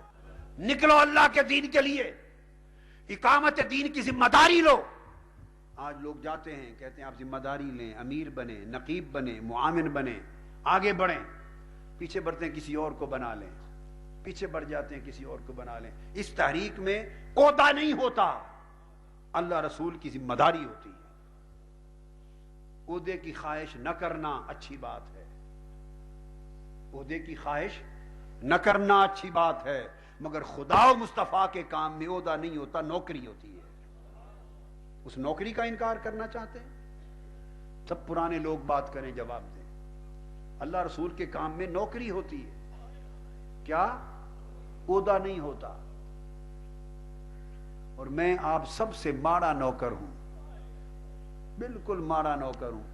میں آپ کی جوتیاں سیدھی کرتا ہوں، آپ کے لیے جن جگہوں پر آپ چلتے ہیں چھڑکاؤ کرنے کی نوکری کرتا ہوں، آپ کے جوتے سیدھے کرنے کی نوکری کرتا ہوں، آپ کے پاؤں کے نیچے زمینیں جھاڑنے کی نوکری کرتا ہوں. یہ میری خواہش ہے، اور میری نوکری بس یہی کچھ ہے، آپ سمجھ لیں اسی کی طرح کی ہے. آپ کے کپڑے دھوتا ہوں، آپ کے جوتے پالش کرتا ہوں، حضور کی امت کے احوال درست کرنے پر محنت کرتا ہوں. یعنی میں تمثالاً بتا رہا ہوں، مثالاً اس طرح کی نوکری ہے. اس میں نوکری میں کوئی بڑا کوئی چھوٹا نہیں ہوتا، تو عہدے نہیں ہے، یہ اللہ رسول کی نوکری اور ذمہ داری ہے. اب بولیں ہے کوئی جو اب اس نوکری اور ذمہ داری سے پیچھے ہٹے گا؟ جو ہٹنا چاہتا ہے مجبوریوں کی وجہ سے نوکری اور اللہ کی نوکری اور حضور کی چاکری صلی اللہ علیہ وسلم. جب آپ صدر بنے، ناظم بنے، نقیب بنے، امیر بنے، عہدہ نہ سمجھیں، حضور کی چاکری ہے، حضور کی چاکری ہے، اللہ کی نوکری ہے، حضور کی امت کی خدمت ہے. اب کون ہے کہ اب اس بات آج کے درس کے بعد تذبذب میں جائیں گے، پیچھے ہٹیں گے اور ذمہ داری بڑھ کے نہیں لیں گے؟ وہ ہاتھ کھڑا کریں. ایمان سے اجازت ہے، کر لیجئے. اگر کل گھر جا کے پھر معذرت کرنی ہے تو گناہ ہوگا، وہ معذرت آج کر لیں. سب ذمہ داری لیں گے؟ سب لیں گے؟ سب لیں گے. اور یاد رکھ لیں سورہ توبہ کی آیت نمبر 38، اس ان الفاظ کو، اللہ کے کلام کو کانوں میں اس کی آواز سنتے رہیں. یا ایھا الذین آمنوا ما لکم اذا قیل لکم انفروا فی سبیل اللہ اثاقلتم الی الارض.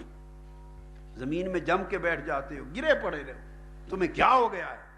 یہ زندگی دنیا کے معاملات کو چھوڑنے پر راضی نہیں ہو؟ آگے اردیتم بالحیات الدنیا من الآخرہ، ہم جو نوکری اور ذمہ داری تمہیں دے رہے ہیں یہ آخرت سنوارنے کے لیے دے رہے ہیں، اور تم جو قبول نہیں کرتے، مجبوریاں بتاتے ہو، یہ دنیا سنوارنے کی مجبوریاں.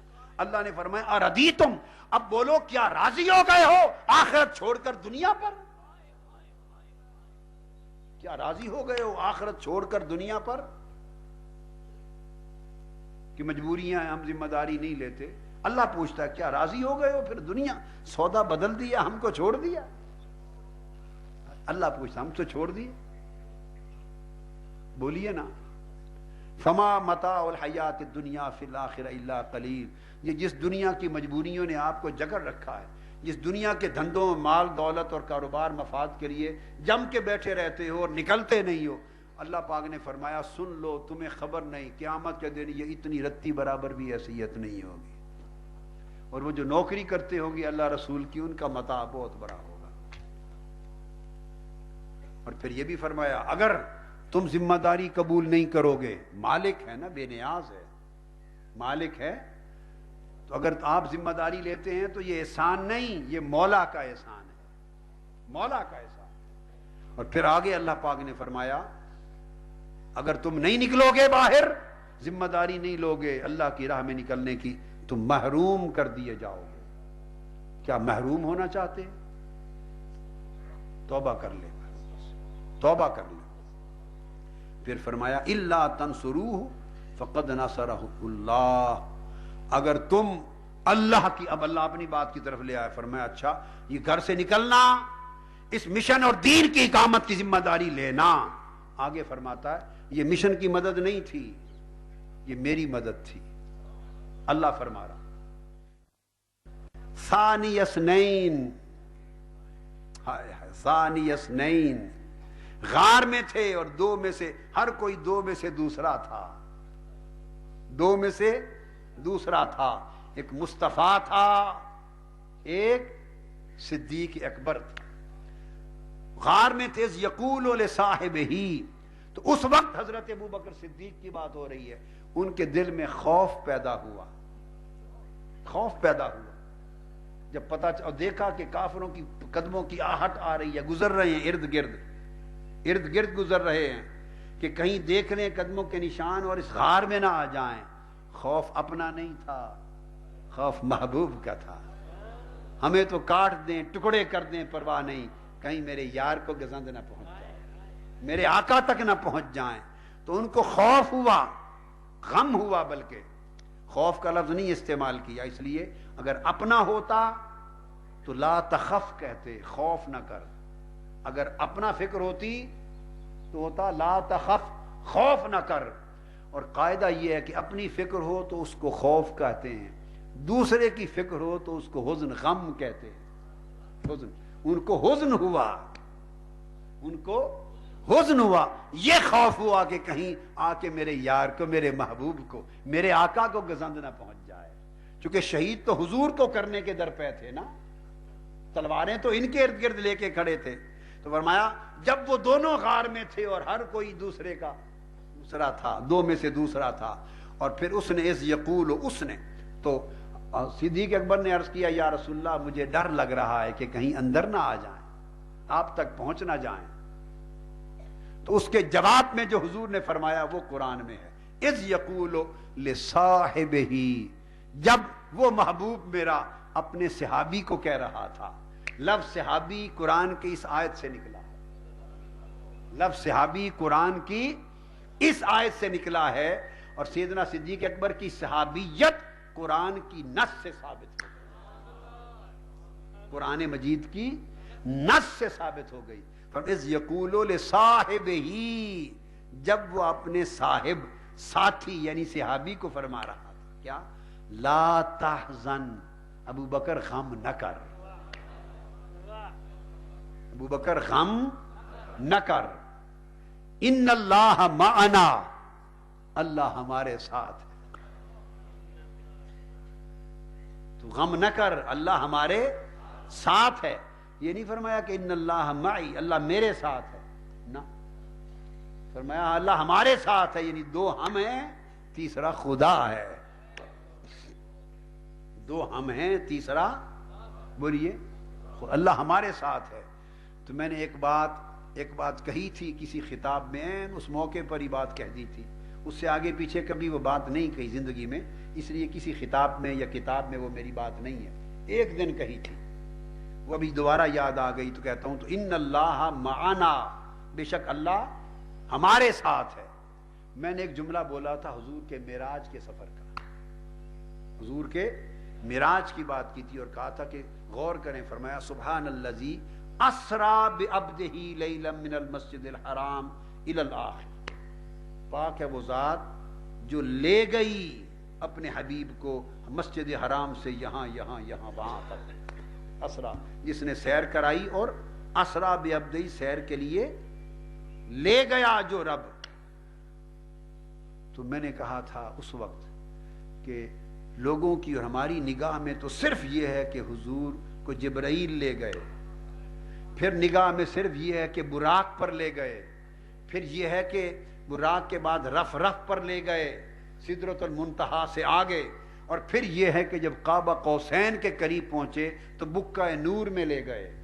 ہم سمجھتے ہیں کہ جبرائیل لے گئے، وہ حدیث میں ہے جبرائیل کا لے جانا، بولیے، حدیث میں ہے جبرائیل کے لے جانے کی خبر مصطفیٰ نے دی ہے، جبرائیل کے لے جانے کی خبر مصطفیٰ نے دی ہے، اور خدا نے کسی اور کے لے جانے کی خبر دی ہے۔ مصطفیٰ نے کہا جبرائیل لے گیا، خدا نے کہا یہ لوگوں کے لیے تھا، مصطفیٰ تجھ کو میں خود لے گیا۔ مصطفیٰ نے کہا جبرائیل لے گیا، خدا نے کہا خدا لے گیا۔ جبرائیل کا لے جانا لوگوں کے لیے تھا، خدا کا لے جانا محبوب تیرے لیے تھا۔ سونے وہ تیرے واسطے، تو بہتر ہے۔ ایک طریقہ ہوتا ہے لوگ بلا بھیجتے ہیں، دعوت بھیجتے ہیں کہ آ جانا، آج افطاری ہے، دعوت ہے، بلا بھیجتے ہیں کہ آنا فلاں تاریخ کو ہمارے ہاں آ جائیں، دعوت آتی ہے۔ ایک بلانا یہ ہوتا ہے، ایک بلانا ہوتا ہے کہ آپ فلاں تاریخ کو آئیں، اپنی گاڑی بھی بھیجیں گے تو گاڑی پہ بلاتے ہیں۔ ایک ہوتا ہے گاڑی کے ساتھ نمائندہ بھی بھیجیں گے، اپنا نمائندہ گھر سے لے جاتا ہے، بلا بھی بھیجا، گاڑی براق بھی بھیجا، براق کی گاڑی بھی بھیجی، نمائندہ جبرائیل بھی بھیجا، مگر مصطفیٰ کو لے جانا اور شان سے تھا۔ فرمایا محبوب یہ سب رسم دنیا ہے، اب تیرے جانے کی بات ہے، اسرا بعبدی، میں خود لے کے جاتا ہوں۔ تو میرا وجدان کہتا ہے اللہ کی عزت کی قسم، ملا تو وہاں جا کر، مگر لے جا رہا تھا کعبہ سے آ کر، مسجد حرام سے قاب قوسین ادنیٰ تک خدا خود لے جا رہا تھا، حضور کے ساتھ تھا۔ اس پر میں نے کہا اور کہہ رہا ہوں صاف ظاہر ہے ذہن میں بڑا سوال پیدا ہو جائے گا اور ذہن میں بڑے اعتراض آ جائیں گے، ایک شور مچ جائے گا، ہنگامہ ہو جائے گا کہ ایسی بات کہہ دی کہ جو آج تک نہ سنی نہ پڑھی نہ کہی کسی نے، ایک نئی بات کر دی قادری صاحب نے۔ نہیں بابا، میں معافی مانگتا ہوں، میں نے کبھی نئی بات نہیں کی، کبھی نئی بات، میں صرف وہ بات کرتا ہوں جو اللہ کے کلام سے ملتی ہے، حضور کی کلام سے ملتی ہے۔ تو آپ کہتے ہیں کہ حضور معراج پر جا رہے ہیں، معراج پر، اور اللہ نہیں لے گیا۔ اللہ تو وہ ہے کہ مصطفیٰ مکہ سے مدینہ جائے تو ساتھ جاتا ہے، حضور مکہ سے مدینہ جائیں تو اللہ ساتھ جاتا ہے، غار میں پڑاؤ کریں 3 راتیں تو ساتھ رہتا ہے۔ تو جو مکہ سے مدینہ جاتے ہوئے اور رستے میں غار میں ساتھ رہتا ہے، وہ مکہ سے کعبہ قوسین ادنیٰ عرش معلیٰ تک جاتے ہوئے ساتھ نہیں جائے گا؟ اگر اس وقت ساتھ جانے میں حرج کوئی نہیں تو یہاں کون سا حرج آ گیا؟ وہ مکہ سے مدینہ کا سفر تھا تو خدا ساتھ تھا، اور یہ مکہ سے عرش معلیٰ اور کعبہ قوسین ادنیٰ کا سفر تھا، یہاں ساتھ کیوں نہ ہوتا؟ فرمایا ان اللہ معنا، نہ گھبرا، تم سمجھ رہے ہو ہم 2 ہیں، تم سمجھ رہے ہو ہم 2 ہیں، مگر نہیں، ان اللہ معنا، ہمارے ساتھ اللہ بھی ہے۔ اس لیے جب ابو بکر اور مصطفیٰ اور ابو بکر کی بات ہوئی تو قرآن نے کہا ثانی اثنین، 2 میں سے کا دوسرا، تاکہ یہ ان 2 تک رہے بات، 2 میں سے دوسرا، 3 میں سے 1 نہیں کہا، یا 2 میں سے 1 نہیں کہا، 2 میں سے دوسرا۔ اور جب آگے آقا نے بات کی تو اللہ نے، حضور نے تیسرا بڑھا دیا، فرمایا 2 ہم ہیں، تیسرا خدا ہے۔ ان اللہ معنا، اللہ ہمارے ساتھ ہے، غم کیا ہے؟ فانزل اللہ سکینتہ علیہ، وہاں پھر اللہ نے اپنی سکینت نازل کی، وَأَيَّدَهُ بِجُنُودٍ لَمْ تَرَوْهَا، اور اللہ نے پھر اپنے جنود بھیجے، فرشتے بھیجے جنہیں وہ دیکھ نہ سکتے تھے۔ ہر جگہ محبوب کے لیے فرشتے ہیں اسی ڈیوٹی پر، فرشتے تو ہیں اسی ڈیوٹی پر، جہاں وقت آئے، کوئی ملال کسی غلام میں آئے دل میں یا طبیعت میں، یا ماحول گھبراہٹ پیدا کرنے والا آئے، حکم ہوتا ہے فرشتوں وردی پہنو چلے جاؤ، ہر وقت محبوب کی نوکری پر کھڑے ہیں تیار۔ سکینتہ وَأَيَّدَهُ بِجُنُودٍ لَمْ تَرَوْهَا، سکینت بھی اتارتا ہے، فرشتے بھی اتارتا ہے۔ تو یہاں ایک روایت میں آتا ہے اور کتب میں آتا ہے، یہ تو قرآن مجید کی بات ہو گئی، ایک یہ بھی آیا کہ آقا علیہ السلام نے فرمایا ابو بکر گھبراؤ نہیں، اللہ ہمارے ساتھ ہے۔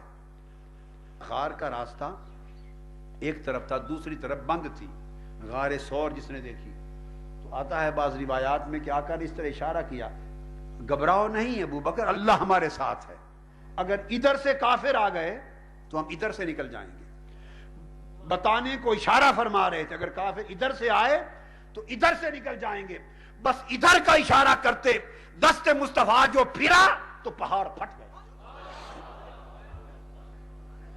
ادھر بھی دروازہ بن گیا۔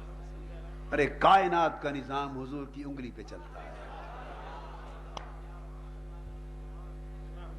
انگلی کر دیں تو چاند ہلتا رہتا ہے، ایسے کر دیں تو چر جاتا ہے۔ حضرت عباس حضور علیہ السلام کے چچا ہیں، انہوں نے ایک روز کہا یا رسول اللہ صلی اللہ علیہ وسلم، میں نے بڑی عجیب بات آپ کی زندگی میں دیکھی، آج آپ کو بتاتا ہوں۔ فرمایا چچا عباس سناؤ کیا دیکھا ہے؟ تو عرض کیا یا رسول اللہ، جب آپ چھوٹے سے تھے اور پنگوڑے میں رہتے تھے، پنگوڑے میں نے اس وقت آپ کو دیکھا ہے، پنگوڑے میں آپ کھیلتے تھے، اور جب کھیلتے تھے تو اس طرح آپ بچے نہیں ہاتھ اٹھاتے انگلیوں سے کھیلتے ہیں، تو آپ جیسے ہاتھ اٹھا کے آپ کی جیسے جیسے انگلی ہلتی تھی، خدا کی قسم ویسے ویسے چاند پر، آسمان پر چاند ہلتا تھا۔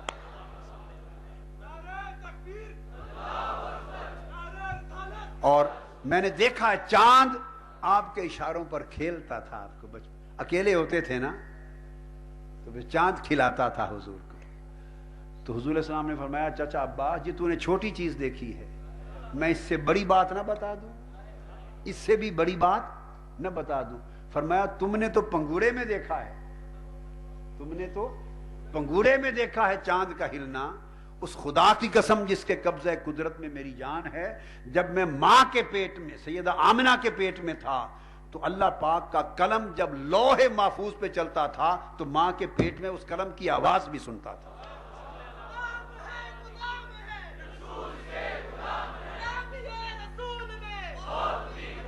بس یہ باتیں، یہ درس قرآن میں باتیں اس لیے سنائی ہیں کہ آپ کی نسبت محمدی مضبوط ہو جائے، نسبت محمدی مضبوط ہو جائے۔ تو اللہ پاک نے فرمایا تم مدد نہیں کرو گے تو کیا ہوگا؟ اللہ نے تو ایسے ایسے وقتوں میں اپنے محبوبوں کی مدد کر دی۔ مطلب اشارہ کیا ہے کہ تم نہیں چاہتے کہ تم بھی نکلو اور ان اللہ معنا کا فیض تم کو بھی ملے، معنا کا فیض تم کو بھی ملے۔ آپ نکلیں گے، انفروا خفافا وثقالا، فرمایا ہلکے ہو تب بھی نکلو، بوجھل ہو تب بھی نکلو، تنگ دست ہو تب بھی نکلو، خوشحال ہو تب بھی نکلو۔ دندہ ہی ختم کر دیا یہ جو رونا روتے رہتے ہیں آپ، فرمایا انفروا خفافا وثقالا، اسلحہ ہے تب بھی نکلو، نہیں ہے تب بھی نکلو، خالی دست ہو تب بھی نکلو، مسلح ہو تب بھی نکلو، ہلکا محسوس کرتے ہو کمزور تب بھی نکلو، طاقتور محسوس کرتے ہو تب بھی نکلو، بوجھل ہو تب بھی نکلو، تنگ دست ہو تب بھی نکلو، مالی معاشی طور پہ خوشحال ہو تب بھی نکلو، نکلو، منظم کرو۔ تنظیمی ڈھانچہ ہے۔ آپ نکلیں گے گھر سے تو مصطفی انقلاب کا خواب شرمندہ تعبیر ہوگا۔ اس خواب کو شرمندہ تعبیر کرنے کے لیے ایک بار پھر گھروں سے نکلنا ہے، متحرک ہونا ہے، فعال ہونا ہے۔ یہ اللہ کا پیغام ہے۔ عزم کرتے ہیں یا نہیں؟ مجھے رپورٹ مل جائے گی، جب آپ کے قائدین ملیں گے حلقوں میں ساری رپورٹ آ جائے گی۔ اور اگر آج نکلیں گے تاجدار کائنات کے دین کی سربلندی کا جھنڈا اٹھا کر اس نیت کے ساتھ، اور توجہ کثرت سے ہٹا کر، وہ کثرت والے اور ہیں، وہ کثرت والے اور ہیں جنہوں نے پورے ملک میں ایک تباہی مچا رکھی ہے، ایک ظلم مچا رکھا ہے، ایک جبر مچا رکھا ہے، لوٹ مار مچا رکھی ہے، غریب عوام کا جینا دوبر کر رکھا ہے، لوگ تنگ ہیں، پریشان ہیں، کسی غریب کا کوئی کام صبر نہیں رہا۔ کثرت والے وہ ہیں، طاقت کثرت والے وہ ہیں۔ آپ کو کہا کہ کثرت نہ دیکھو، تم وحدت کو دیکھو، مدینے کی وحدت کو دیکھو، گنبد خضرا کی وحدت کو دیکھو، رب کی توحید کو دیکھو، توکل کی وحدت کو دیکھو، چشمہ فیض مصطفیٰ کی وحدت کو دیکھو۔ نکلو، یہ نہ سمجھنا کہ ہم تھوڑے ہیں کیا ہوگا، نہیں، ہر وقت تمہارے کان اللہ کی اس آواز کے ساتھ گونجتے رہیں، ان اللہ معنا، اللہ ہمارے ساتھ۔ تم اپنے صدق کو کامل کریں، اپنے اخلاص کو کامل کرو، گھروں سے نکل کر مصطفیٰ کی وفاداری کا ثبوت دو، اللہ کے دین پر جان نثاری کا ثبوت دو۔ ثبوت دینا عمل کردار سے آپ کا کام ہے، جس میں کمزوری ہو رہی ہے اس ثبوت کو دیکھ کر مدد کر دینا سکینت اور جنود کے ساتھ اللہ کا کام۔ فرمایا نکلو، نکلو گے تو پھر نتیجتاً عوامی قوت بنے گی، مصطفی قوت بنے گی۔ نکلو گے تو قوت بنے گی، حلقے بناؤ گے، تنظیمی ڈھانچہ بناؤ گے، اس سے غیر معمولی مصطفی قوت کے لیے اضافہ ہوگا۔ یہ مصطفیٰ کے لائے ہوئے انقلاب کی طرف جانا ہے۔ اور میں آپ کو بتا دوں، ایک ٹائٹل آپ کو پہلے دیا تھا رفیق۔ کیا دیا تھا؟ رفیق۔ رفیق کا ٹائٹل میں نے دیا تھا جب منہاج القرآن بنایا، تو رفیق کا ٹائٹل میں نے سوچ بچار کی، وضع کیا، تو میں نے رفیق کا ٹائٹل دیا تھا، مگر لیا قرآن مجید سے تھا۔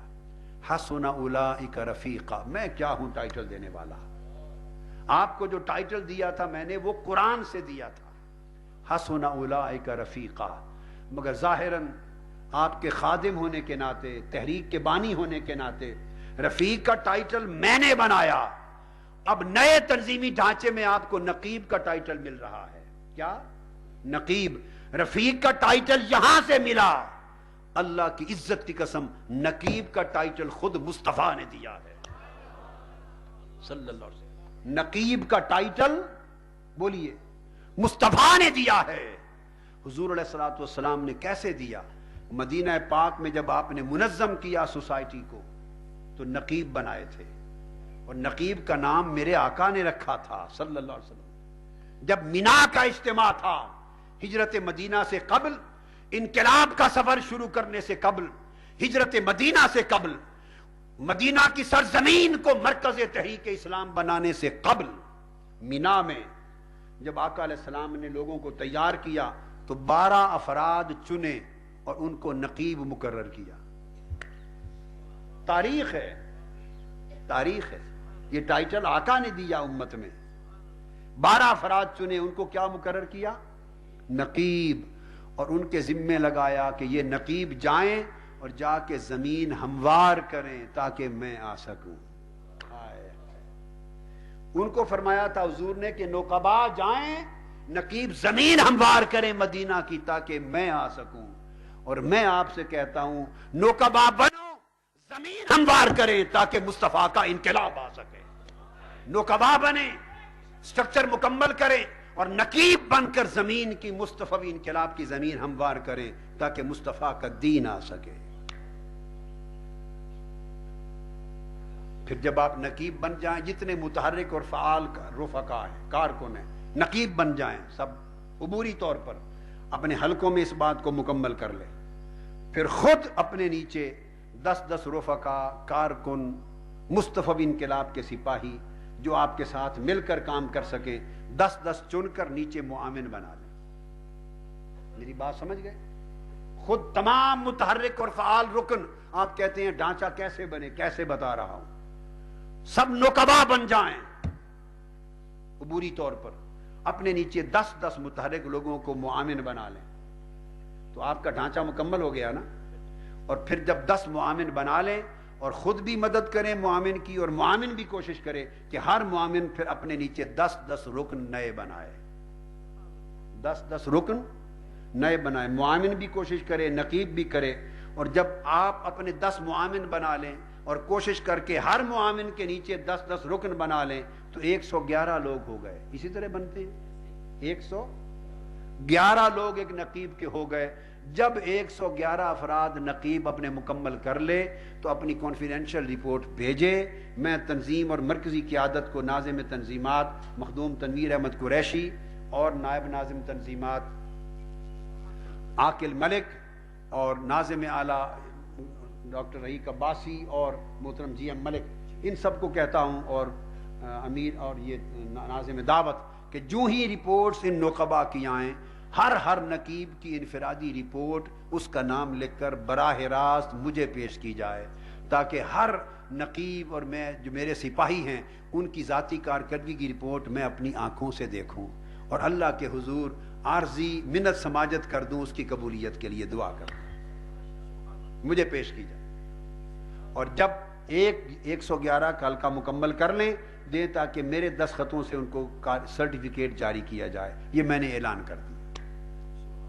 اب بولیں سوچ سمجھ کر، نقیب کی بات کر رہا ہوں، ہر معاون کی نہیں۔ کتنے لوگ اب نقیب کی ذمہ داری لینے کو تیار ہیں؟ ہاتھ اٹھا دیں، ہاتھ اٹھا دیں۔ آواز آ رہی ہے، مالکم اذا قیل لکم انفروا فی سبیل اللہ، کیوں نہیں نکلتے اللہ کے راہ میں؟ ہاتھ اٹھائیں اور ہاتھ اٹھائیں۔ یہ نقیب کہہ رہا ہوں، معاون نہیں۔ کیا آپ اپنے اپنے حلقوں میں اپنے امراء کو نام لکھوا دیں، آپ سب نقیب بن گئے میری طرف سے، عبوری نقیب، میری طرف سے نہیں۔ اب یوں سمجھیں، اور جب آپ نقیب بن جائیں گے تو ٹائٹل تو آقا کی طرف سے امت کو ملا ہے، ہم ہاتھ جوڑ کے عرض کریں گے یا رسول اللہ آپ کے نقیب تو بڑے اونچے لوگ تھے، اونچے لوگ تھے، ہم تو حضور سگ ہیں، آپ کے کتے ہیں، ناکارہ ہے، غلام ہیں۔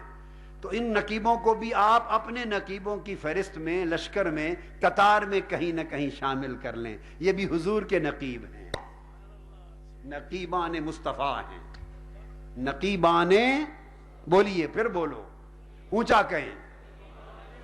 اور اسی طرح خواتین اور بہنیں بھی ہاتھ اٹھایا ہوگا, وہ بھی نقیبات ہیں اسی لشکر میں, اسی قطار میں. کیا ہیں آپ؟ نقیبان. اونچا بولیں, پھر بولیں, اب ہاتھ اٹھائیں. کون ہے جو نقیبان مصطفیٰ میں شامل ہونا چاہتا ہے؟ مگر نہیں, غیر ذمہ داری کی بات نہیں. پھر 10 معاون نیچے بنانے, 1 مہینہ لگا لیں یا 2 لگا لیں, بس 10 معاون اپنے حلقے سے احباب سے چن لیں. ان کا کیا ہے, تھوڑا تھوڑا زر معاون آپ کو پتا ہے, بنا کر پھر ان کی مدد کریں اور مل کر ہر معاون کے نیچے 10-10 رکن بنائیں. اور مجھے 1 مہینے کے اندر, آپ طے کر رہے ہیں میرے ساتھ, 1 مہینے کے اندر 10-10 معاون بنا کے یہ کل نقیب اپنے حلقوں کی رپورٹ پہلی بھیجیں گے, اور اگلے 1 مہینے سے 2 مہینے کے عرصے میں ہر ایک معاون کے نیچے 10-10 رکن مکمل کرنے کی رپورٹ بھیجیں گے. پہلی رپورٹ 1 مہینے میں. کیا یہ ممکن ہے یا نہیں؟ کر لیں گے. انفروا فی سبیل اللہ, اللہ کی راہ میں نکلو, بس یہ پیغام ہے اللہ کا. اللہ پاک اجر دے. اور آخری بات, اللہ پاک نے فرمایا کہ یہ منافقین کی جن کے ایمان صحیح نہیں, ان کی کمزوری تھی کہ جب انہیں کہا جاتا نکلو تو وہ بہانے کرتے تھے, بہانے کرتے. انہوں نے کہا کہ ہاں ٹھیک ہے, یہ سفر بڑا مشکل ہے. قرآن کہتا ہے آیت نمبر 42, سفر مشکل ہے. آپ یہی کہتے ہیں نا جی, بڑا مشکل سفر, لمبا سفر ہے, انقلاب پتہ نہیں کب آئے گا, کتنی مدت لگے رہیں گے. یہ کہتے ہیں نا. آپ تھے کل, آپ قریشی صاحب تھے جب کہا تھا انقلاب کب آئے گا؟ وہ پہلا تھا, وہ نہیں سنا. آپ سنیں اس کو. جنگ کب آئے گا, میں نے ایک بات کی تھی, سنیں. کہتے ہیں لمبا سفر ہے. قرآن کہتا ہے ہاں اگر یہ سفر چھوٹا ہوتا,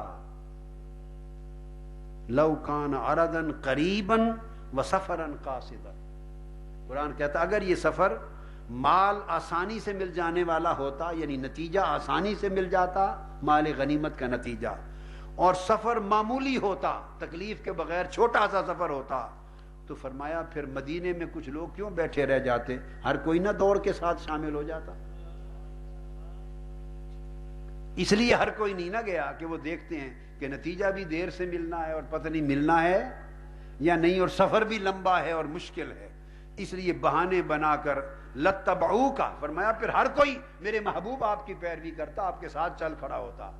یہ جب ان کو پتا ہے کہ یہ سفر, یہ شہادت گہے الفت میں قدم رکھنا ہے.